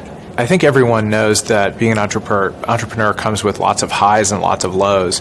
The thing I always find most difficult to manage is the days where you have the highs and the lows in the same day, and that happens pretty frequently. And it's important to develop routines or coping mechanisms around these things to keep yourself fresh. One of the things is the ability to draw some boundaries around my time. In the early days when I was single, I pretty much worked all the time, but I was very disciplined about taking long, unplugged vacations every year. At least 1 2-week vacation and probably a couple of week-long vacations where no one would hear from me and I would just disappear. Now with the family, we do take some trips, although vacations are a little bit different and I don't mind necessarily doing a little bit of work on them sometimes. But now my hard line has been much more around weekends and making sure that I have time on the weekends for my family. A second important thing is making sure that I have time to do things I want to do. I'll quote my friend Kevin Ryan, who's another CEO in the New York tech scene of actually multiple companies over the years. who has this great saying, which is, you can do anything you want, you just can't do everything you want. I've always found it very important to maintain some friendships, to maintain some hobbies and some interests, whatever the things are that are most important to me. You can't do all of them all the time because you do have lots of obligations at work, but being able to maintain some of them and some semblance of your own identity is very important. I agree. 100% with that statement. I mean, right now I'm single and I'm just like, but I can only imagine like having a family. You do that. Yeah. I mean, I saw a little thing on Twitter where someone was like, I am tired and drained in 24 hours and I don't even have a kid. I don't know how you guys do that. Like, yeah, it's a whole emotional roller coaster for anyone who is really intentional about things, because you spend extended hours, doing a lot of things. And so I like what he said about definitely penciling time out for you, because in your effort to get to where it is that you want to go, you can become real burnout real quick. Yeah. Right? So definitely agree with the statement there, Jessie. Yeah. I also agree with to make that he said that you can't do everything at once. And sometimes you may want to do all your hobbies, but you may have to be like, okay, this week I'm going to do this hobby. The next week I'm going to do, focus in this area and stuff like that. So I completely agree as well. Okay, so move on to, this name's also been getting a lot of buzz in the entertainment department. But our next clip, number 3, is from Jay-Z, courtesy of YouTube video publisher Evan Carmichael. It's complex, right? And it's deceiving at times, because people think the two equate. Yes. To each other, and they don't, right? You have a lot of money. It's up, yeah. And I have a lot of happiness, but that doesn't mean that the two equate to each other. Has your happiness risen at the same amount as your bank account? No. That's the thing. They don't equate, or they're not tied in any way. They're not tied to each other. Wow. I mean, it allows you freedom and it allows you to go places where you can smile and look at the sunset and things like that. That's what you choose to do and you enjoy to do. Right. But there are a lot of people with tons of money who are unhappy because either they become a prisoner of their money, right, or they become so consumed with getting money that they don't allow time for happiness. Right. Life is about balance, right? You have to have some type of balance. You have time for work and it's time for play. And if you don't allow these two things to coexist, you have an imbalance of one or the other. Yes, JC. Yes. And I agree with him. I don't think happiness and money equate at all. Yep. And that's what it may seem like on the outside. Yeah, and like he said, there are a lot of people who have money. We could take a look at celebrities. A lot of them everyone knows they have money, but also the majority of them going into drug addiction and alcohol addiction and suffer abuse or any type of way. They're not happy. They're miserable. Gambling. Right, and want to talk about. And then you have to look at too what start these habits that lead them downhill. It's the mechanism, because being a public figure is not as easy as everybody thinks it is. And then there is the aspect of being successful. I made some notes. I agree with Jay-Z. It's complex and it is deceiving, because what I do find happening as well, and this is just from my own observation sometimes of persons, is that they use their health to gain wealth and then use their wealth to take care of their health. Yes. So when he talks about striking that balance, that's definitely important. Yeah. And it really hit me over this week and really into last week with how I aligned with the career that I'm aiming with. Money will be like a good factor. I'm going to say that. I will be getting that. But I'm actually happy in what I'm doing. There are days that are long and tiring, but learning new cases, I'm I love what I do. And it's going to pay me, nice. but I love what I do and I'm happy with it. And yeah, ever since I was little, you know, when parents might talk to kids like with finances and stuff like that, or what you want to do for a living. And my parents, particularly my dad, would look at the money aspect of it. How much does it make? How much is, you know, that's the first thing that people ask about your career. How much you making? What's your salary? And you mean in the US? They did not ask that in Jamaica. Ask me how much I make. Well, not how much you make, but they kind of like the conversation. I get you. The conversation somehow comes up, you know, it steers in that direction. And I get so annoyed with it because I never, even since I was little talking about it, I'm like, I don't care about that. Like, can't you ask me questions on why I like to do what I do? Or, you know, to learn about me and why I love it and like my hobbies and everything like that. I mean, money gonna come, money gonna go. But yeah. So let's move on to number 4, our 4th clip, and we have 6 for you guys. So the next clip is from Lisa Nichols, and courtesy from video publisher Mind Valley. I realize that I am my rescue. No one else is my rescue. I am my rescue. But my biggest accomplishment is being willing to give myself 1,000 second chances. And every time I got to 999, I pressed reset. Yeah. I didn't ask permission, I gave notice. At some point, I have to stop asking, can I be great? Can I be brilliant? Can I be okay and still be accepted? I just stopped asking permission and just gave notice unapologetically, and not in a braggadocious way, not in a way that shrunk anyone else, in a way that said, I only got one life, and I'm gonna ride this one till the wheels fall off. And my English teacher said I was the weakest writer she ever met in her entire life. The last time I took a speech class, same year, I got a D- in speech, and my speech teacher said, Lisa, quote unquote, I recommend you never speak in public, that you get a desk job. I got fired from 5 different jobs, and then I got pregnant with my son unexpectedly. And then at 8 months, my son's father went to prison. I had to get on government's assistance to have my baby. I was on WIC, Women, Infant, and Children, to feed my child.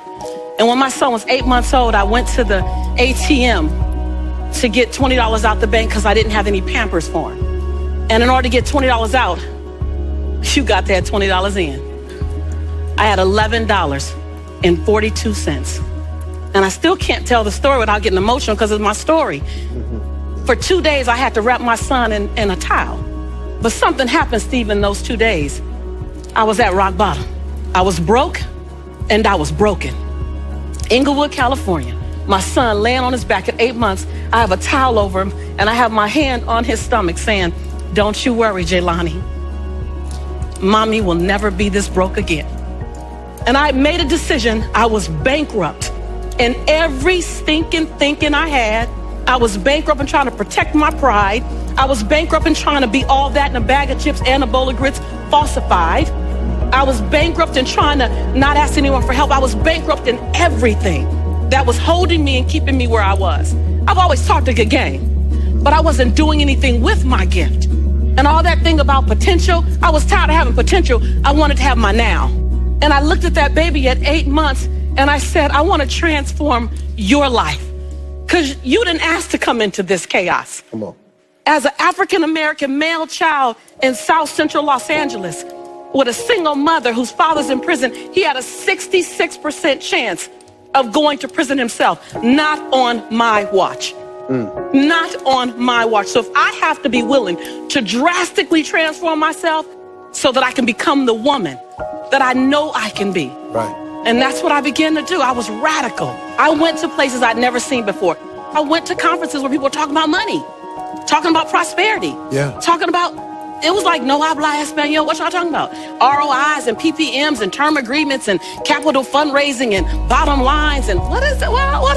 I'm gonna stay until I learn what you're talking about. I went to the same conference 42 times.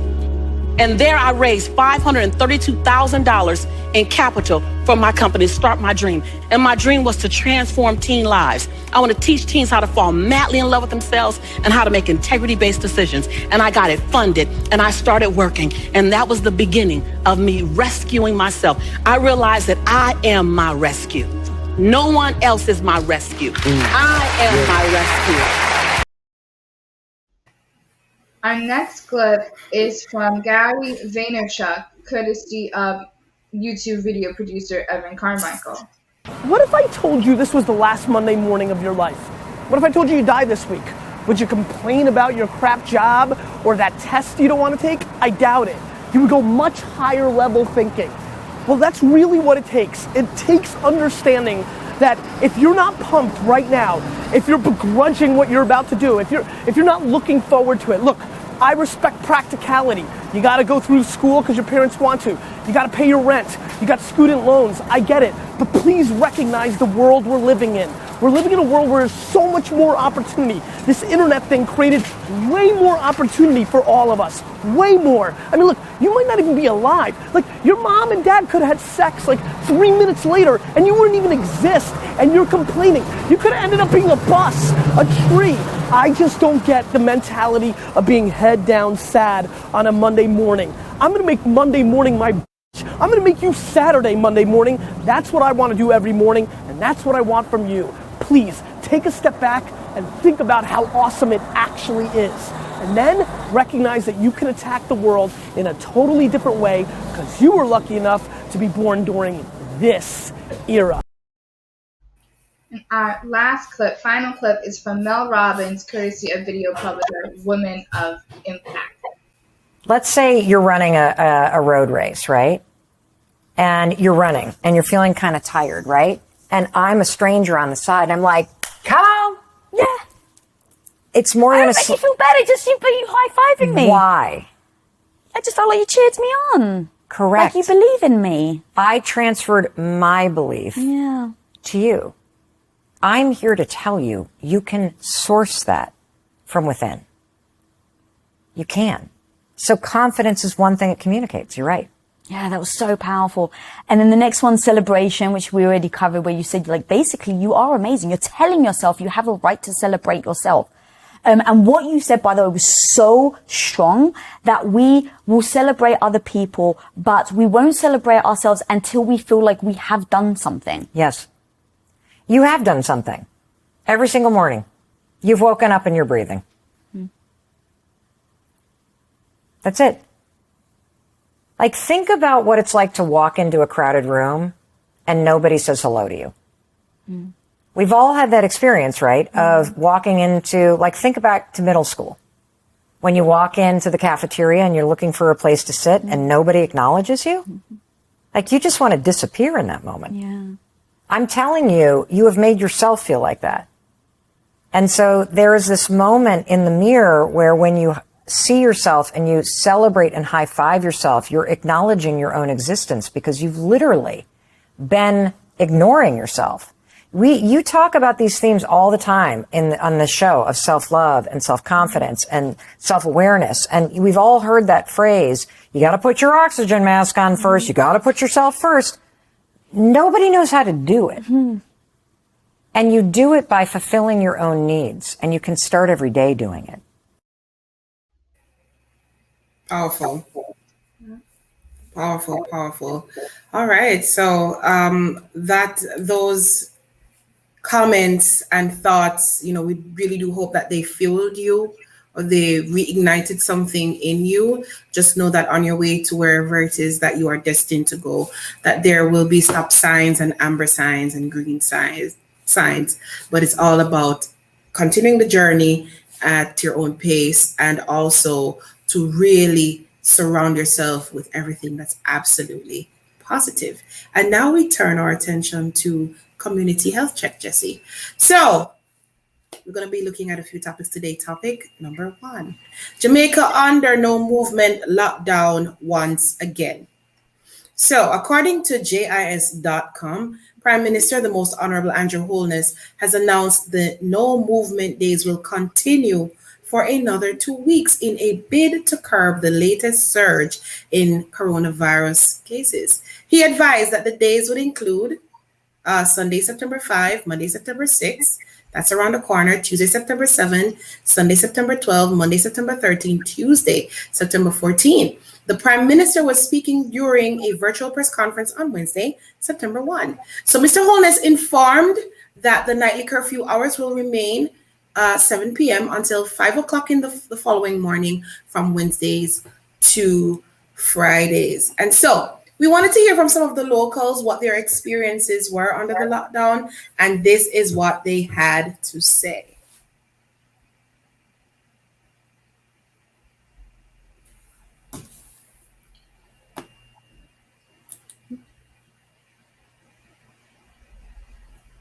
Marsha, how do you feel about this?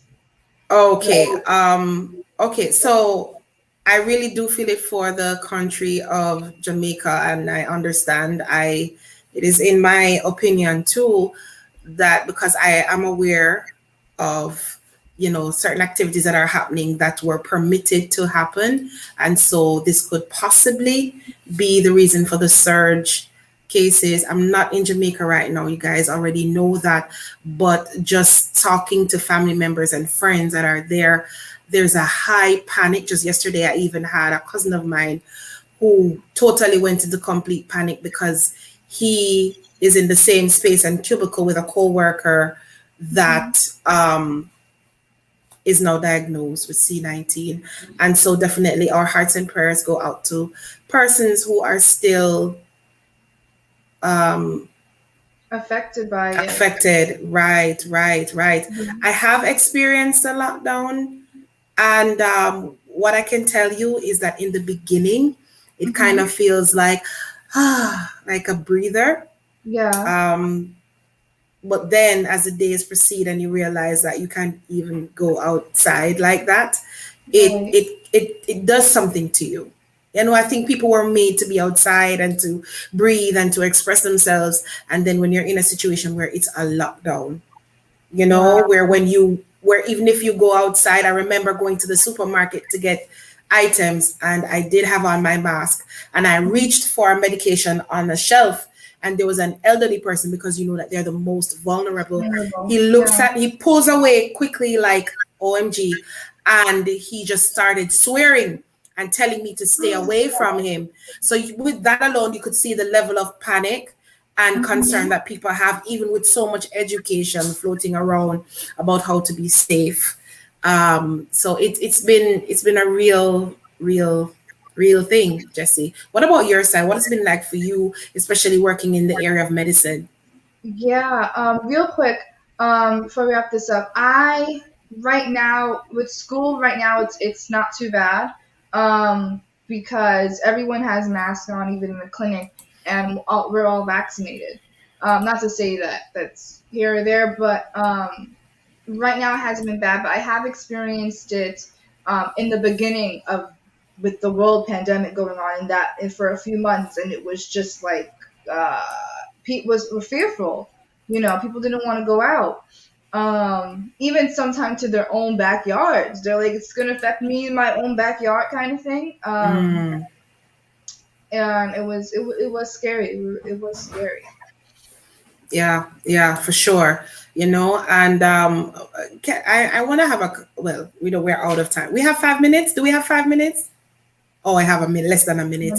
Right. So we want to thank you so much for joining us in this particular segment. And we trust that you are edified and educated. Let us know in the comments how you feel about the topics. All right. I would like to, before we go, have a quick conversation with Coach Raquel. She's a regular guest on our program. Hi, Coach Raquel. Good morning. Hey, Marsha J. Good morning. Hi, Jess. Hi. Yeah, so happy to have you on. Yes. Thank you. All right. What has been your experience during the pandemic, being under the lockdown presently? Yes, because I'm in Jamaica, I'm in Ocherius. Let me tell you the funny thing. It's a mind game for me, I guess. I'm usually, when I look at it now, I'm usually a lockdown person. I stay home. I'm a homebody, right? Okay. But to be honest with you, the moment I hear lockdown, it's like I freak out. Just that idea that it's not self-imposed, just that idea that I cannot move, just that idea that what if something happens? What does that mean for me? And I live alone. So what if I need help? I'm sorry. Does it feel like prison? Like if you're a prisoner in your own home? No, I don't feel like that. That's such a funny question. No, that's a really funny question. No, I don't know what that feels like, what that would feel like. But I feel claustrophobic. I think that's what I would use to explain it. Wow. Because it's like I feel shut off. Like I can't call someone to come over because they can't risk it to come. And it's not as though that they have there's some kind of emergency signal. I don't know if there's anything where we can send an emergency signal to someone, and like a friend can get a signal and they can come and they can show it or demonstrate it to the police or whoever is monitoring to say, hey, the reason I'm on the road is because there's a signal over in that district that I need to get to. So it's that kind of thing that kind of gets into my awareness. When it happens, it freaks me out. It's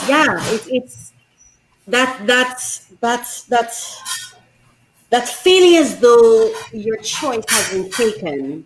That feeling as though, because I hear of the lockdown, and maybe this is my not paying attention to the information. As Marsha says, there's a lot of education floating around, but I hear about the lockdowns. I hear what I'm not supposed to do. What I haven't heard is what are the systems in place to ensure that we will be okay, if that makes sense. I don't know about the systems in place that if you're at home, and I'm not just talking about like, you know, like when you have a hurricane or whatever, you have evacuation plan and you know where you can go for an for shelter, right?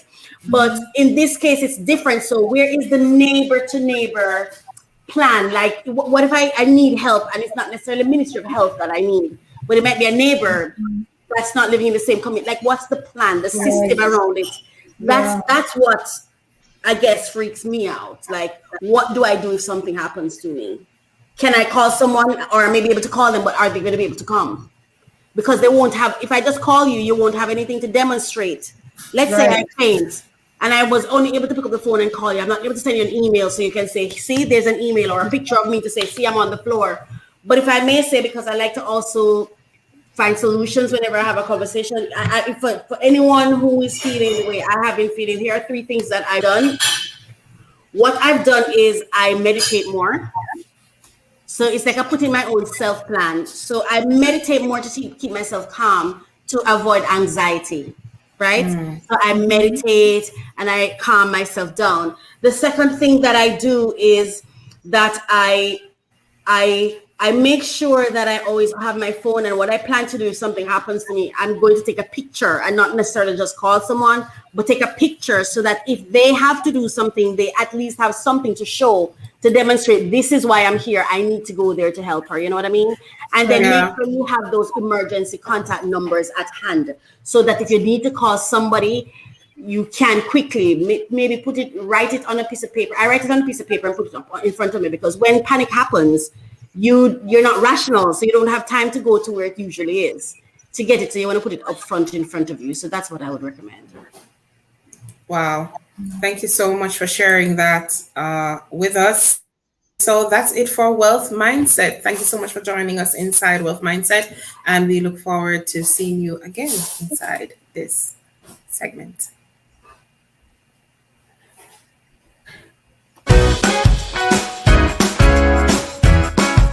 Welcome to Voice of Truth, where we take a look inside migration and immigration stories, community health issues, and stories of hope based on the experiences of migrants who are people of color. We use other people's stories as a cautionary tale and point of reference to enhance the life outcomes of our migrants.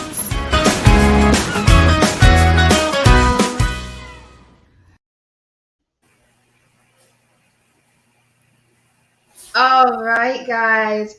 So we want to welcome a special feature inside Voice of Truth today, where we look at migration and immigration stories, COVID update stories of hope, and based on experiences of migrants and people of color.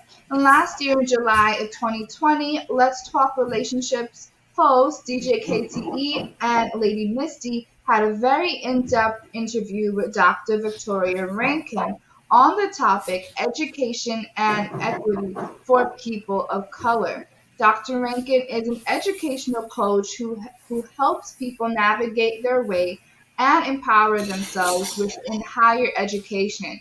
We thought it was such a powerful interview with messages that are can't say that word. Printed. Marsha, help me out to the issues. Listen, I'm trying to find the word because my screen is frozen again, girl. That are printed to the issues we are facing today. Listen in, and we hope you will feel inspired by the interview.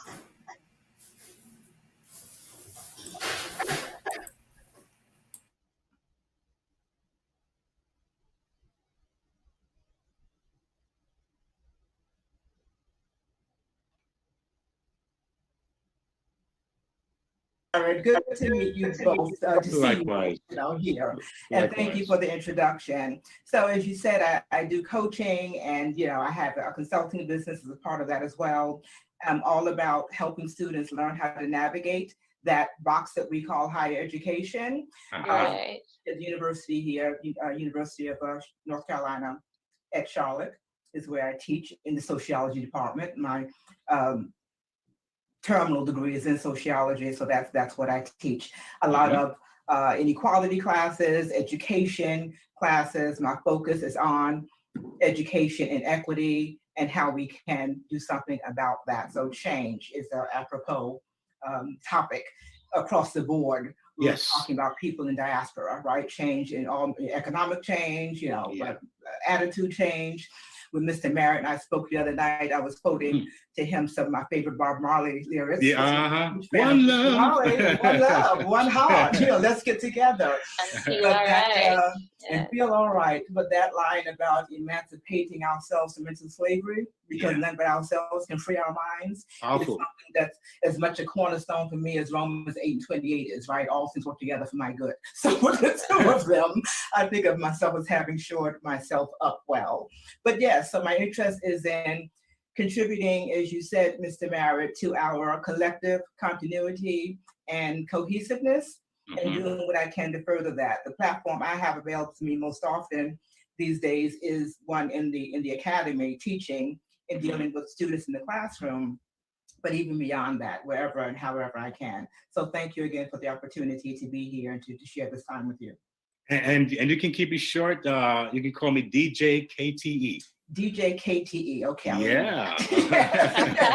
Along with Lady Misty, yes. Awesome. Yes, Doctor. Yes, so let me ask you a question, Doctor. What inspired you into coaching? What was the I probably have been coaching people on and off informally for the last 25 or 30 years. Wherever I've worked, I spent some 17 years in transportation, public transportation, as a planner, both in New York City, in my CTA, as well as in Boston at the MBTA. And so even there, people would come to my office or my cubicle, if that's where my position was, and sit down, start talking. So this sort of coaching and mentoring and giving people sometimes the vent has always been important. Because I was in transportation, this is going back a minute, going back a ways. There weren't many people of color, certainly not many women of color in those spaces. When I went to Boston, that was my first mid-level management job. And then I came back to New York City Transit as a senior director and chief of staff. So that was a more senior management job. And then just by the time I went back to New York City Transit, there was some more diversity. But when I first started in transit in the 80s, there wasn't a lot. And so I think people coming to talk to me, it was just coming to have the conversations that we often need to have with one another. We were in spaces and don't always feel as welcomed as we like, or just to vent and to discuss things, whatever, career advice, whatever. So having done that for so long, I had a friend who said to me, you really ought to become a coach because people are always coming to you. You have good information. You've had these different careers. You've navigated different terrains. You can share that with people. And I thought, well, I'm probably more inclined to go back to school to get a degree, like in psychology or something. And he said, no, you don't need another degree. You have enough degrees. Just do coaching. And so I did some training, and I thought, well, this is cool. I'll do that. And it's been, I don't do as much of it as I'd like. I've really started adding this focus now on college readiness, because I think from my position, I've been teaching at universities for about 15 years now. Sometimes students come to an institution like UNCC or George Washington University, where I used to teach as well, or the University of Virginia, where I did my doctorate and I taught there as well. And they're not as prepared, particularly we first generation students. And I'm a first generation college graduate, right? As I shared with DJ, no one in my family had gone to college when I started my undergraduate degree way back when. And so I often have students even now coming to my office to talk to me, and they're across the racial, ethnic, backgrounds, who are first generation and don't know how to navigate this terrain. And so I've shifted my coaching focus from, the career stuff and going through the kinds of transitions I've had in my career that I've done deliberately. Other people may be in careers that are just not happy and they don't know how to change that.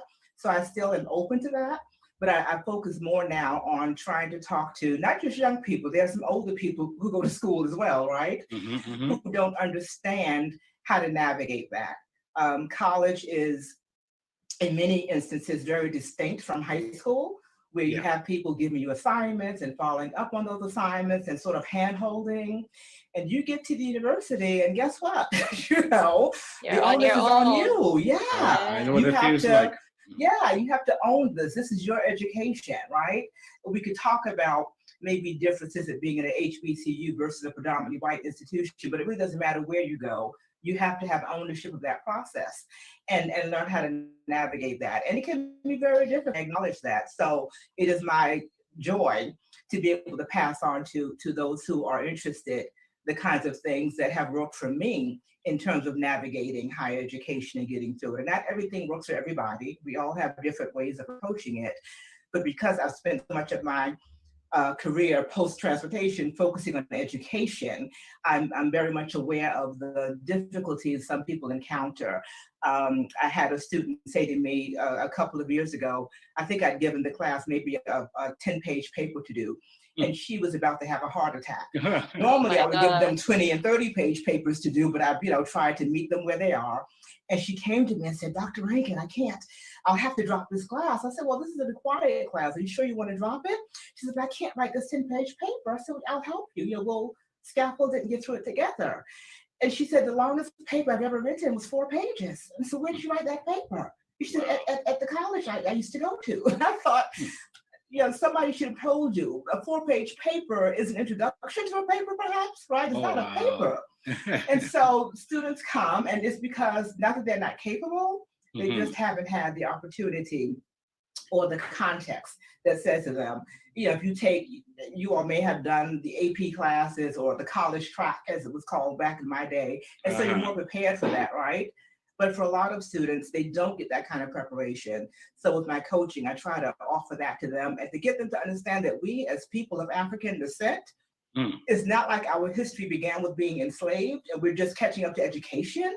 We had universities in Mali, in the Sangha Empire, in Timbuktu, long time ago. This is education. Say more. I'm listening. Education is something that we not only should embrace, but we help contribute to globally, right? You think of the Moors, those Black, beautiful people who essentially saved education and information and gave it to the Europeans as they were ready to make an revolution.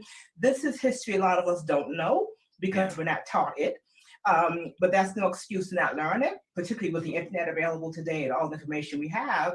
And then to understand that you're not, what's the expression? You're not the tail end of the cow, you're leading the pack, right? You come from the people that's contributed to this. There's no reason why you can't excel as well. So that's my passion comes from that. That's why I got involved in coaching. Long answer to a short question, wasn't it? You know what? I love it because you started getting deep. I was like, I like that, because too many of us see our history so short.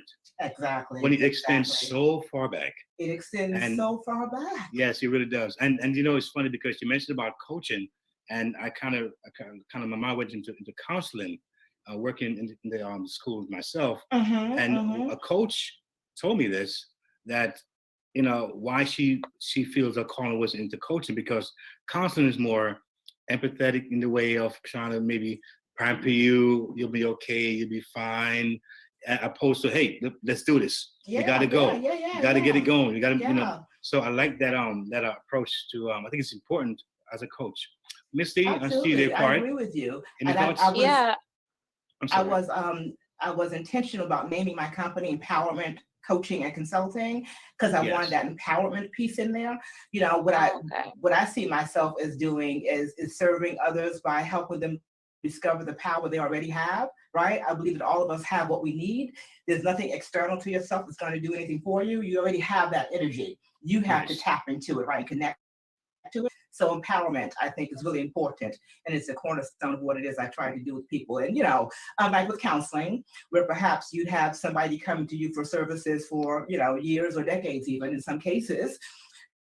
Coaching is just, as I see it, to help you tap into your own reserves and get you on your way so that you have this toolkit, this toolbox you can go to and you know for yourself how you can dig deep to cut through what you need to cut through. Talking to others is fine. You know, being encouraged, being mentored is fine. But ultimately, we all, I think, can plot our own paths or chart our own courses. We're responsible for them. So you have to hold yourself accountable. I love what you're saying. I love what you're saying, Doctor. I love it. I love it. Yeah, Misty, I think you were saying something. Yes, I was listening to you, Doc, and you speak about, you know, empowerment. And I just have a question. So based on the protests and the riots happening stemming from George Floyd's death, how ready do you think we are as Black people to take our position of power? I know based on, you know, everything that's happening around us now and the atmosphere is calling for it, we're asking for that, but how ready do you think we are, you know, to stand on, you know, our own without, you know, implications, the support of other races and cultures? I think we have always, as a people, and this is not from Bob Marley, but from Peter Tosh, right? You know, wherever you are, you're a Black man, you're an African, right? So as a people, wherever we've gone from the continent to the diaspora, we've been a strong people, right? We've stood on our own feet. As we were just celebrated Juneteenth, and someone pointed out the first man to die in the Revolutionary War was a Black man, right? Was an African. Was the first person to die in this country's Revolutionary War. We know that the incredible wealth that this country enjoys was built on the backs of our ancestors here, right? And not just here in the Caribbean as well, right? That's right. On the continent of Africa, still, you have the so-called Francophone countries like Cameroon and some others just now getting around to creating their own currency because they still have been using the French currency, which has benefited France to a great degree, right? But not so much those countries. So we come from a people, and I like to think of us as not, you know, I don't ever say that I am a descendant of slaves. I am a survivor of those who were enslaved. And I bring all of that energy and all that power to where I stand now, right? My grandmother, whom I shared with DJ, you know, didn't have a third grade education, and she is not here anymore. She's transitioned. I'm sure wherever she is, her energy still is with me, and she probably is just amazed that I have done as much as I've done with formal education. But to your question, I think that we always are ready. The question becomes, how ready is the environment that we are embedded in, right? How ready is the context that we are embedded in? So last year marked, well, this year now is the 401st demarcation, I guess. I don't want to call it a commemoration because there's nothing I care to commemorate, but it marks the 401st year since 1619 when the first enslaved African was brought to the Virginia colony, right, in 1619, this country, 401 years ago. Sometimes people talk as if we've been sitting on our hands for 400 years, you know, looking at the stars or something, or waiting for, you know, singing Kumbaya. And that's not the case at all. You know, from day one, there's been resistance. There's been, you know, insurgency. There's been folks who stood up, you know, and I'm going to use Bob again, get up, stand up, right? You know, we've been doing that since day one. Yeah. I think now what we're seeing is a collective energy. And I also, let me just add that I am committed to people of African ancestry because that's the shell I embody in this lifetime. But I think we're all connected in spirit. So for those who want to join with us and work with us towards a unity that is for the highest and best good of all of us, I say come on board, right? You know, the more hands we could have to help usher in a different way of thinking, a new paradigm, a different way of interacting, then it's the better. But for us, I think in our community, I have been encouraged to see people of all shades, racial and ethnic backgrounds, quite frankly, on the streets across the globe because of Mr. Floyd's death and the others, of course, not just him, but others as well. He was like, a tipping point. And seeing that on television, of course, is what just, broad daylight, Exactly. I'm reminded of back in the 60s with the civil rights movement. You could see people being attacked with dogs and water hoses, on television. That became a tipping point, right? As people sat there, like the Vietnam War was for this country, people could sit there and look on their television to see what was happening. And so that motivates people. Social media has helped do that as well. One of the things I will say, though, about our young people, I'm sometimes concerned that they think that the history is so ancient, they don't have to pay attention to it. And when I'm teaching, I say to them, if I'm talking about Malcolm X or Martin Luther King or the civil rights movement, this wasn't like 10,000 years ago, right? It was in my lifetime. I'm not that old. Very recent. I know it seems like it, but I'm not that old.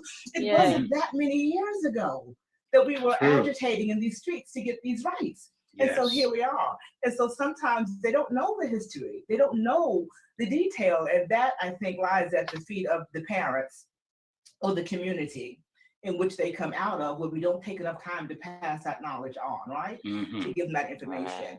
But I look at what young people are doing, those who are out, on the street and protesting, and I'm inspired, I'm encouraged. I don't think I felt this encouraged perhaps since maybe Obama's election, which was another occasion where people from all different backgrounds came together and wanted to see the hope that he talked about, the change that he said we could all be.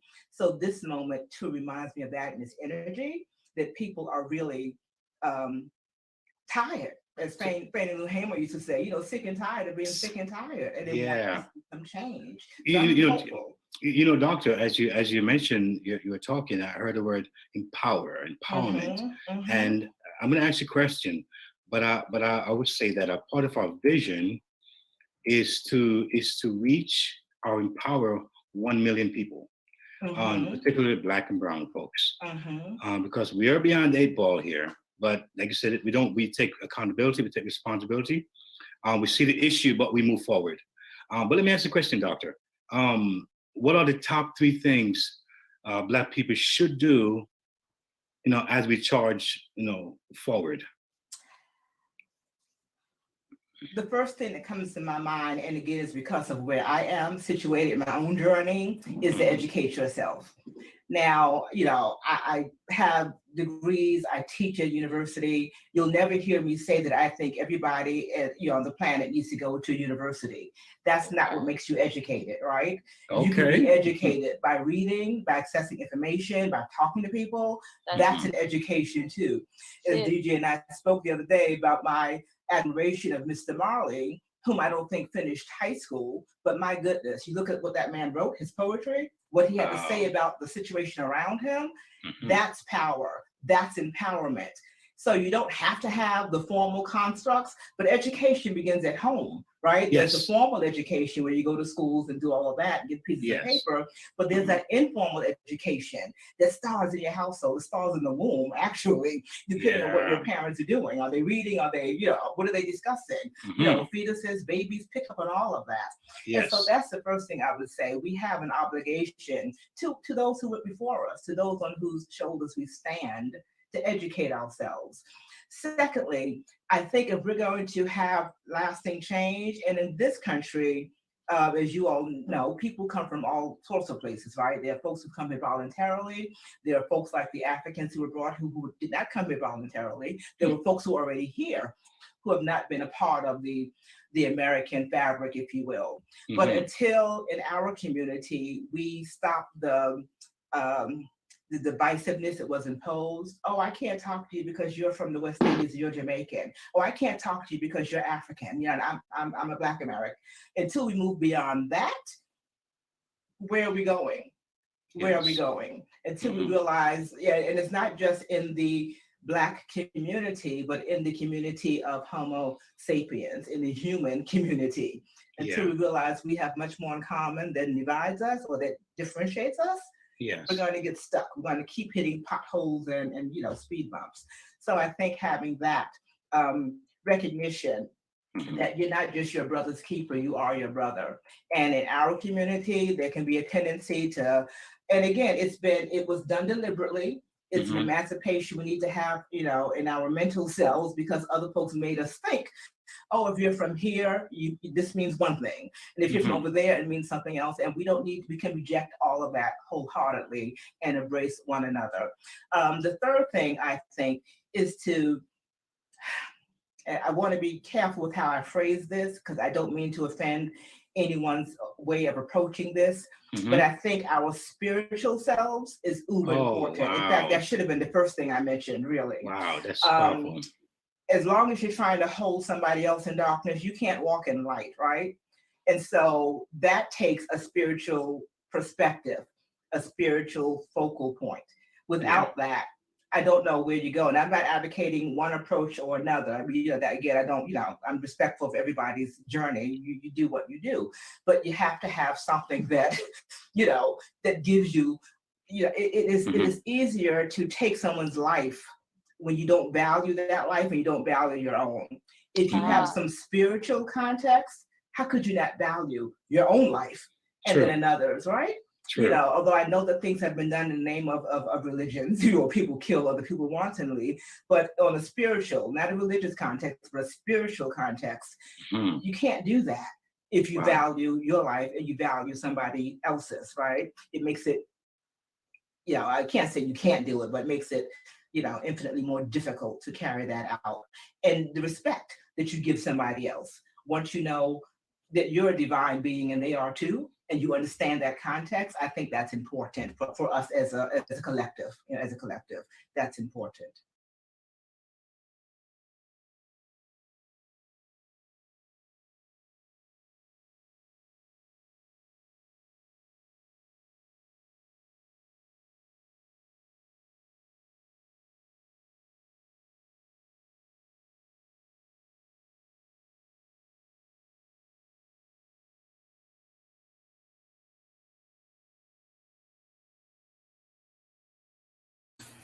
Wow, very interesting interview there, Jessie, with Dr. Rankin, as she discusses, are we ready for change? And we know that new information is really what brings change in terms of our lives, and that's why education is such an important platform for one's evolution. And there are so many things that could hinder one's evolution in terms of changing. And so we definitely have to be open. Did you enjoy that interview, Jessie? I loved it. I absolutely loved it. And, I think it's really an opportunity for us as Black people to grow and to excel with that. And with that being said, let's go into our spotlight. The Excel Project. The Excel Project is a vocational training center that will offer a variety of basic life-building skills to young people ages 16 to 24 years in marginalized communities. While the young people of Mount Vernon, New York will be the primary group to benefit from this program, there are others who will also gain access to growth opportunities through the program. This includes ex-convicts, seniors, entrepreneurs, and business owners, and today we'll learn how. The Excel Project is sponsored by Women and Men of Excellence Outreach Ministries, which is a faith-based non-profit organization that focuses on improving the quality of life for the community at large, under the leadership of Apostle Dr. Faith Walters, who we will be speaking with today to learn more. Hi, Dr. Walters. How are you on this beautiful day? Oh my goodness, I'm doing fabulous. Thank you. Can't complain. Thank God I'm alive and well. Praise God. That's great. Yeah. Absolutely. So firstly, I believe our listeners and viewers would love to hear about the conception of the Excel project from the great Apostle Faith herself. There's so many people out there that need Jesus Christ, and there's ways that we could do this to help to build them. So when you bring something that they could benefit from, it's more efficient for them to grow, and as another way to share the love of Jesus. So what I looked in my community and I realized there's a lot of young men hanging on the street corner, which I do minister to a lot. And not only do I from quite some time, not only they sell drugs on the corner, they constantly drinking and just hanging out in the corner, fitting young men, and there are times I would have conversation with them. Sometimes I would pray with them and encourage them in different ways. And many of them told me they would love to go back to school, or they wanted to improve in other areas, and they needed a job. But because a lot of them had some stint with the prison system, many of them have felonies. So when you have felonies here in America, it's very difficult to find a very good job, and also it's very difficult to even get any type of student loans if you want to finish your education. So, over time, as I ministered to them and just really trying to encourage them, this thought came to me, that we could do something. I have a program that can help them to do just that. Because also being a teacher in the school system, and even my children growing through the school system, they had vocational training school classes. And after time, because of funding, they kind of cut out those programs. And they mostly focus on children being doctors and lawyers, or going to college, or some kind of different type of higher learning. But I'm a teacher. I worked with special needs children. And I know a lot of them, don't have that level. I mean, you teach them to go through, but they can only go as far as they can go according to their abilities. So I teach them to work according to their abilities. But I know a lot of children with special needs, they like to do hands-on. And even, and I look at those young men in the street, and they also have a lot of skills themselves as well. So, and I find that plumbing, a lot of these blue collar jobs have gone out the window, construction, different things, electrician, locksmith, all those things are not really a strong focus here in our school system or in our communities at large. So I asked God to give me a plan to help them, because really and ultimately I want to find a way to prevent them from getting into more trouble and returning back to prison, because that is not the answer to our young men and young women, because God made them with so much gifting in them, and we got to find a way to bring that out. Thank you. God bless. If you are interested in the Excel project, you can visit the website at theexcelproject.com or send an email at info@wamo.org. Remember to support Dr. Faith's building fund also at wamo.org/donate. Until next time, I'm Trisha Gay Kelly, and you are listening to UME Radio. Stay connected.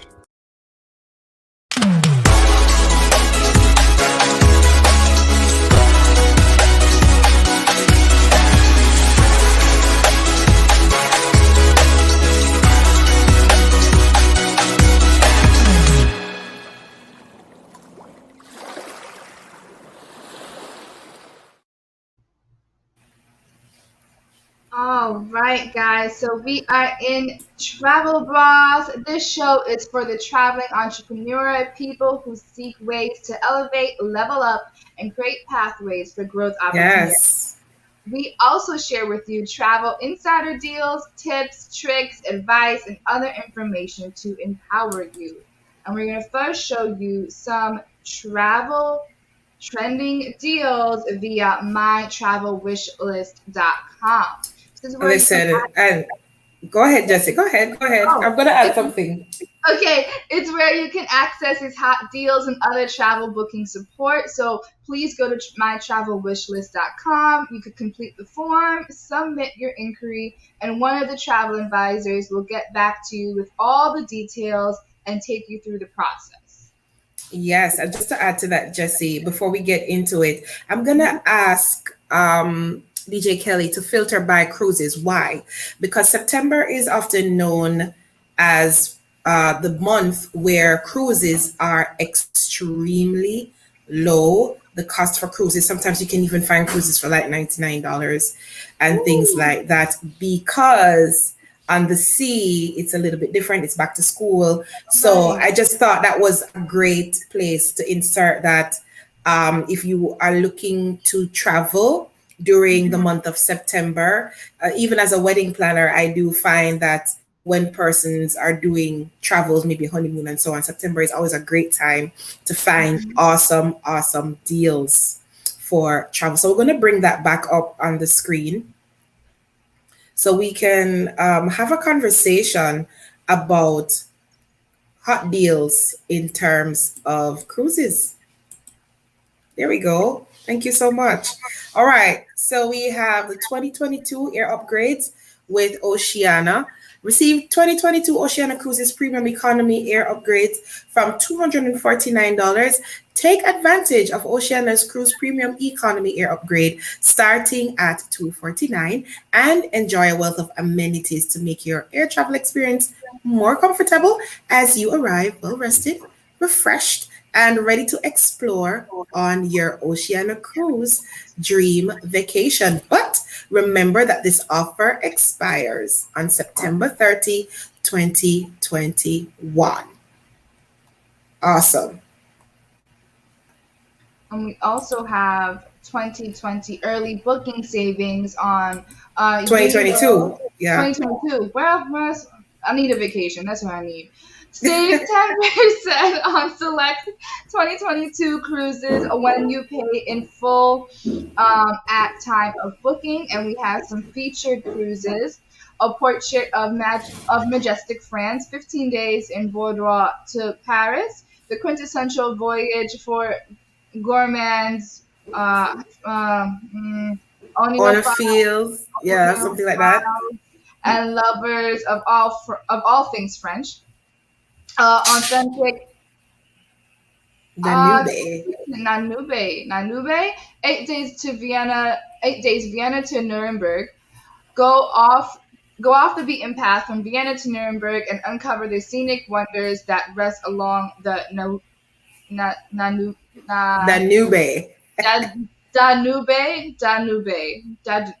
Okay.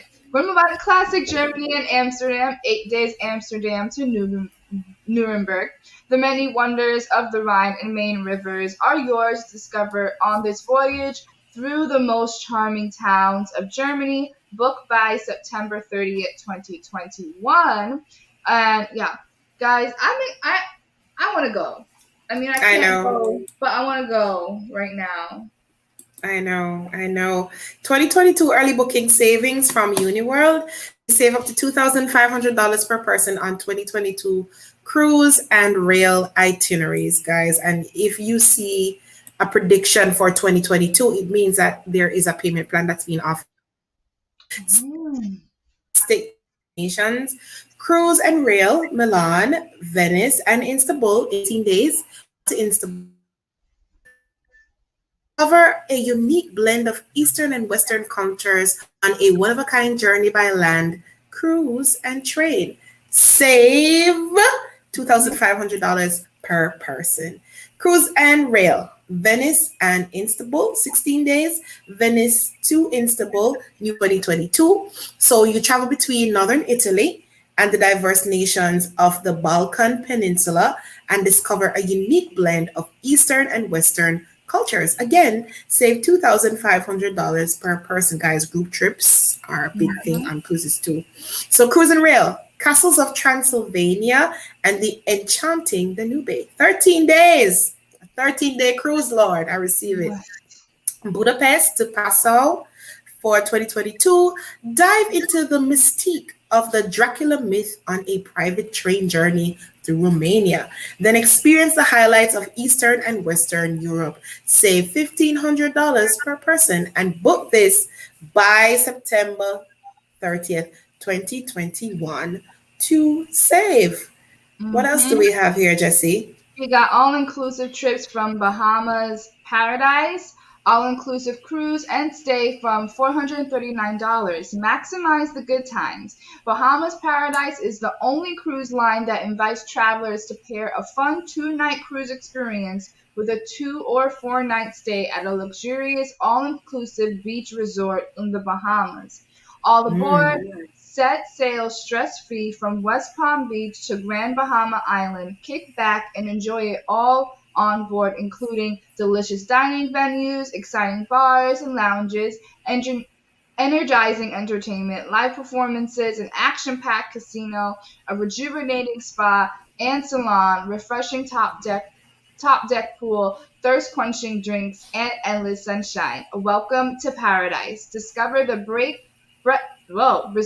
breathtaking beauty of the Bahamas as soon as you dock in Grand Bahama. You can spend extra days experiencing beachside bliss, thrilling water sports, and so much more. Bahamas Paradise offer an all-inclusive resort stays at Viva, Wineham, or Grand, Lucayan, yeah. Yeah, transportation and porterage to or from the resort are included as well. Book by December 1st, 2021 to save. Awesome. And can I say this here, Jessie? Did you know, and you can always do your checks yourselves, guys, but a cruise gives you more for less money. If you were to take the same 4 nights or 6 nights and book a hotel for that, can you imagine how much money you would have lost doing it at a hotel? Plus, with the cruise, you actually go a little bit of hopping, like stopping at different places and so on. So definitely, out of all the transportation, my favorite is cruises. I've never been on one, guys, but one day, definitely, I'm going to go. What do we have next? We have all-inclusive. Is a different one? It's a different one. It's a different one, all-inclusive with Bahamas Paradise Cruise Line, all-inclusive cruise and stay from $439. It's like 2 vacations in one. Maximize the good times. Bahamas Paradise is the only cruise line. We sure this is the same? Yeah, I think this is a repeat. It may have a little bit of a difference. Well, the top one stops at Welcome to Paradise. Now, this one says, start from head home in style. Let's finish it. Gotcha. Yeah. Okay, let's go to Ama Waterways presents Ensemble Group Block 2022. Receive onboard credit per stateroom on select sailings. Hey agent, enhanced commission, 25% commission on Ensemble Block program departures, combinable with promotion offers, travel advisor incentive sale. 5 sail free, future cruise benefit program, privilege rewards program, onboard credit. Guests receive $300 onboard credit per stateroom on ensemble block dates. Onboard credit is combinable with all promotions. Onboard credit can't be applied for onboard purchases and gratuities, and the credit will continue to apply to the ensemble block date even if the date has been closed.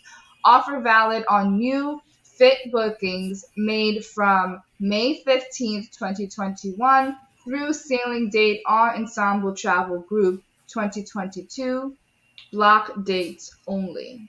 Right, and this applies if you are an agent. So if you are interested in being a travel agent, here's a great opportunity to earn commission. Not just 25% commission, but you sell 5 and then you sail for free. Hint, hint. Yeah. All right. So we go to back to sea sail with Costa Cruises. Up to $200 off per person and up to $100 on board credit. We need to talk about that in one segment, Jessie. What does onboard credit allow you to do? It's the time to go back to cruising in Italian style, and there is no better way to kick off returning to cruising than a sail from Costa Rica. From now until September 30, enjoy up to $200 off per person, a maximum of up to $400 off per cabin, and up to $100 onboard credit per person. You can now enjoy La Dolce Vita once again. Book by September 30, 2021 to save. So Awesome. back, yeah, go ahead. Oh, I wanted to know, Marsha, because you have traveled, and right now you are in New York. Can you tell us a little bit about your travels and evolution, and what some tips? Well, actually, if you would remember, Jesse, that when we started the summer, I literally started having conversations about packing and items that I would need or one would need to travel, including paperwork, because travel now is so different, a lot of less paperwork. I realized I didn't have to sign up the immigration form, but there was a lot more tech that was involved. The regular thumbprints, regular eye scan, things like that, definitely observing COVID-19 protocols. But I find it funny. Because when you're standing in a line, you're 6 feet apart, but then for the when you're sitting in the plane, it's completely different. You are sitting directly beside someone. And so those are, just some of the observations I have made. Being away from home, though, I've been in New York since around June 4th. It's now September. I'm definitely missing home. And I have always been like a loner, like since I was a kid. I'd go anywhere by myself because my imagination was always so vivid. So for me, it's like an adventure. Yeah. Anytime I get to travel, whether it's by plane, train, car, my imagination just goes wild. So What it's been exciting. This trip particularly? Is it like a holiday special event? Like, what was your reason behind it?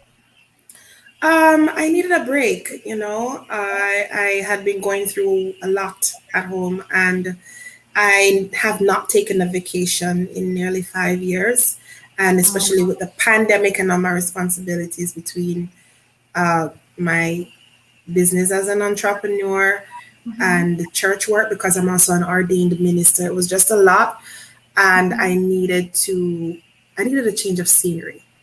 Yeah. And so that's one of the reasons. Plus, I don't do well with a lot of noise. Like when I say noise, I use it in quotations.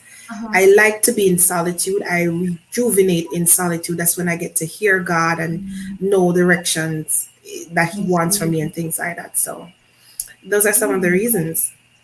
That me too. And I love that you said so, because some people might look at that and being like, "Oh, something's wrong." And it's like, no, I'm good by myself. I need this. Like my body needs this. You spoke about the pandemic and traveling. What has that been like for you, as far as where you're staying and navigating during C-19? It's interesting you should ask. I'm sorry. It's interesting you should ask that. Normally, I come to New York at least once a year for the past couple of years.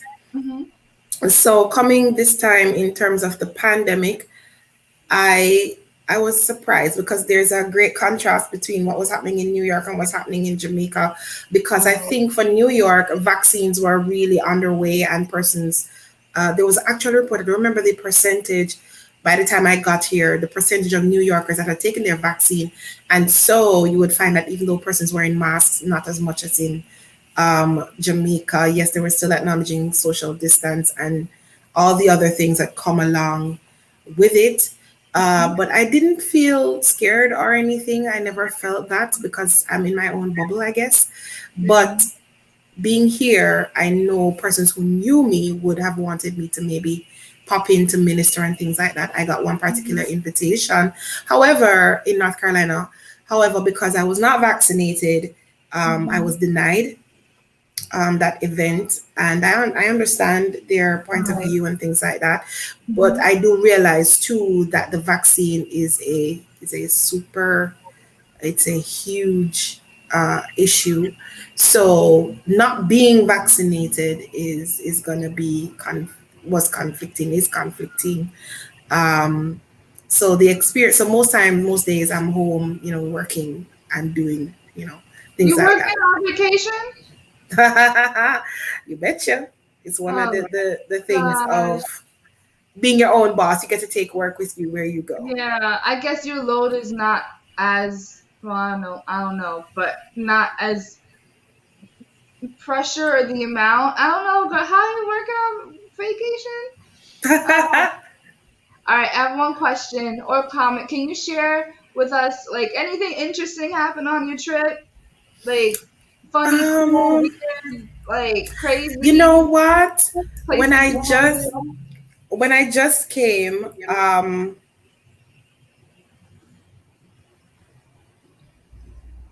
just came, apologies for that. When I just came, the plan, here's the game plan. The game plan was just to kind of stay in because of how tired I was. And not go anywhere. However, my friend that I'm staying with, she pulled me out of the house. And that was the first week after I got here. And when she pulled me out of the house, she took me to a barbecue. And so surprisingly, they had a sip and paint at the barbecue. And I just wanted to show you what happened there. Let me see what you did. Ooh, yeah. That's So this beautiful. so this is all glitter. You know how some people would paint around the picture? I like bling. I really like, let's see if I can get it closer. Look at that shine. Look at that shine though. Yeah. And the pretty. stones. And the stones. And the stones. Yeah. Ooh. And I love how you did her eyebrow. Yeah. To her eye is beautiful.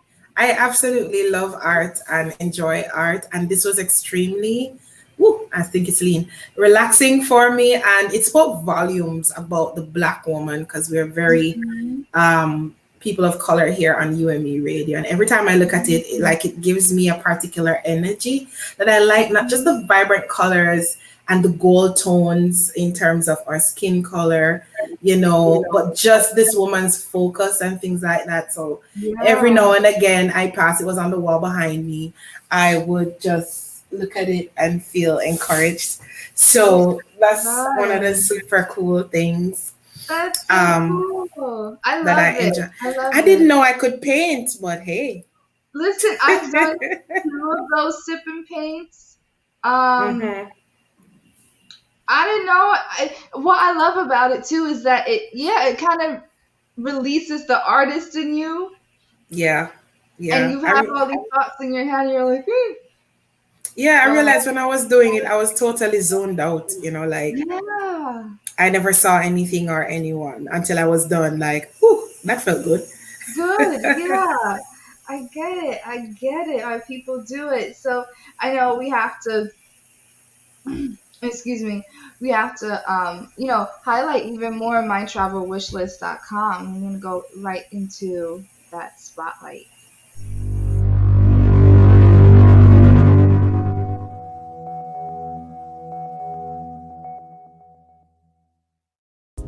Do you love to travel? Have you heard about mytravelwishlist.com? My Travel Wishlist, a UDMI travel brand, provides all-inclusive solutions to travelers. We provide 3 key solutions. 1. Travel booking for any occasion, individual or group. 2. Destination weddings, family retreats, and adventures for kids by or partners. And 3. Travel share and earn program. We have a network of travel advisors to help you find the true veil in your travel.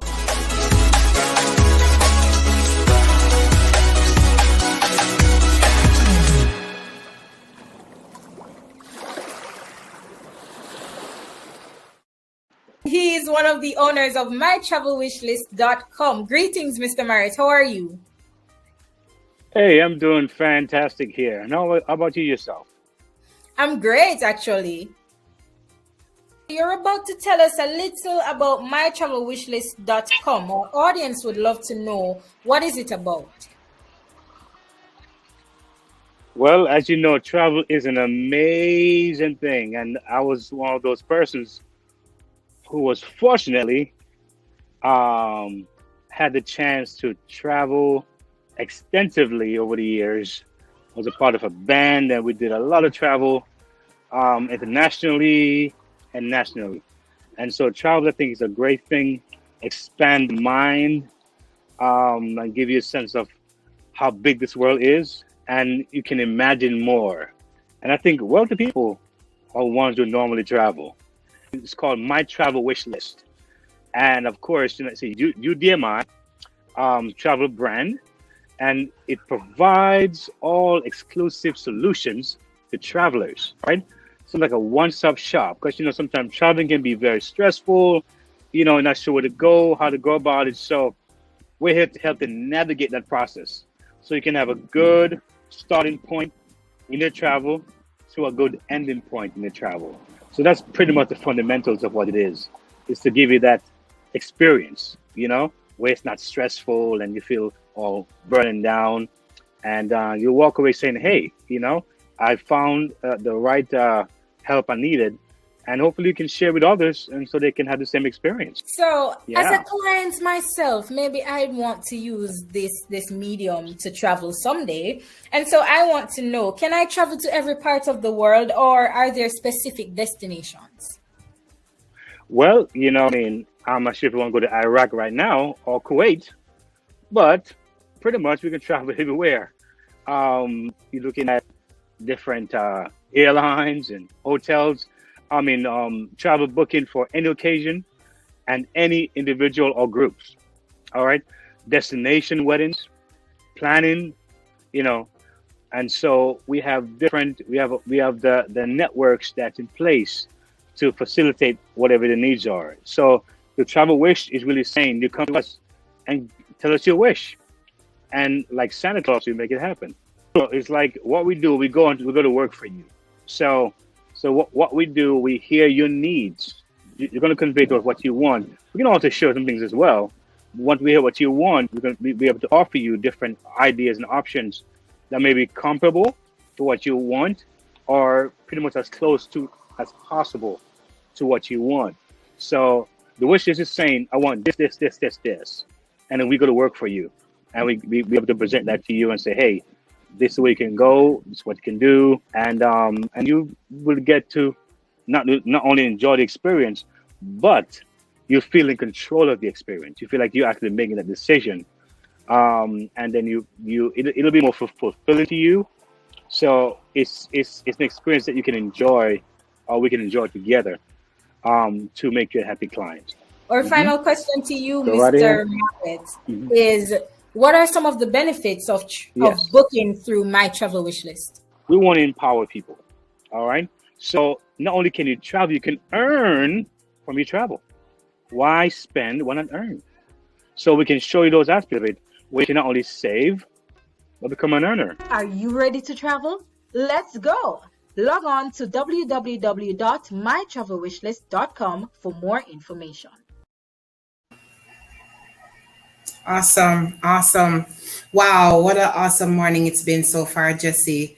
Definitely another wonderful episode. We want to thank you so much for joining us. Jesse, what was your highlight for today?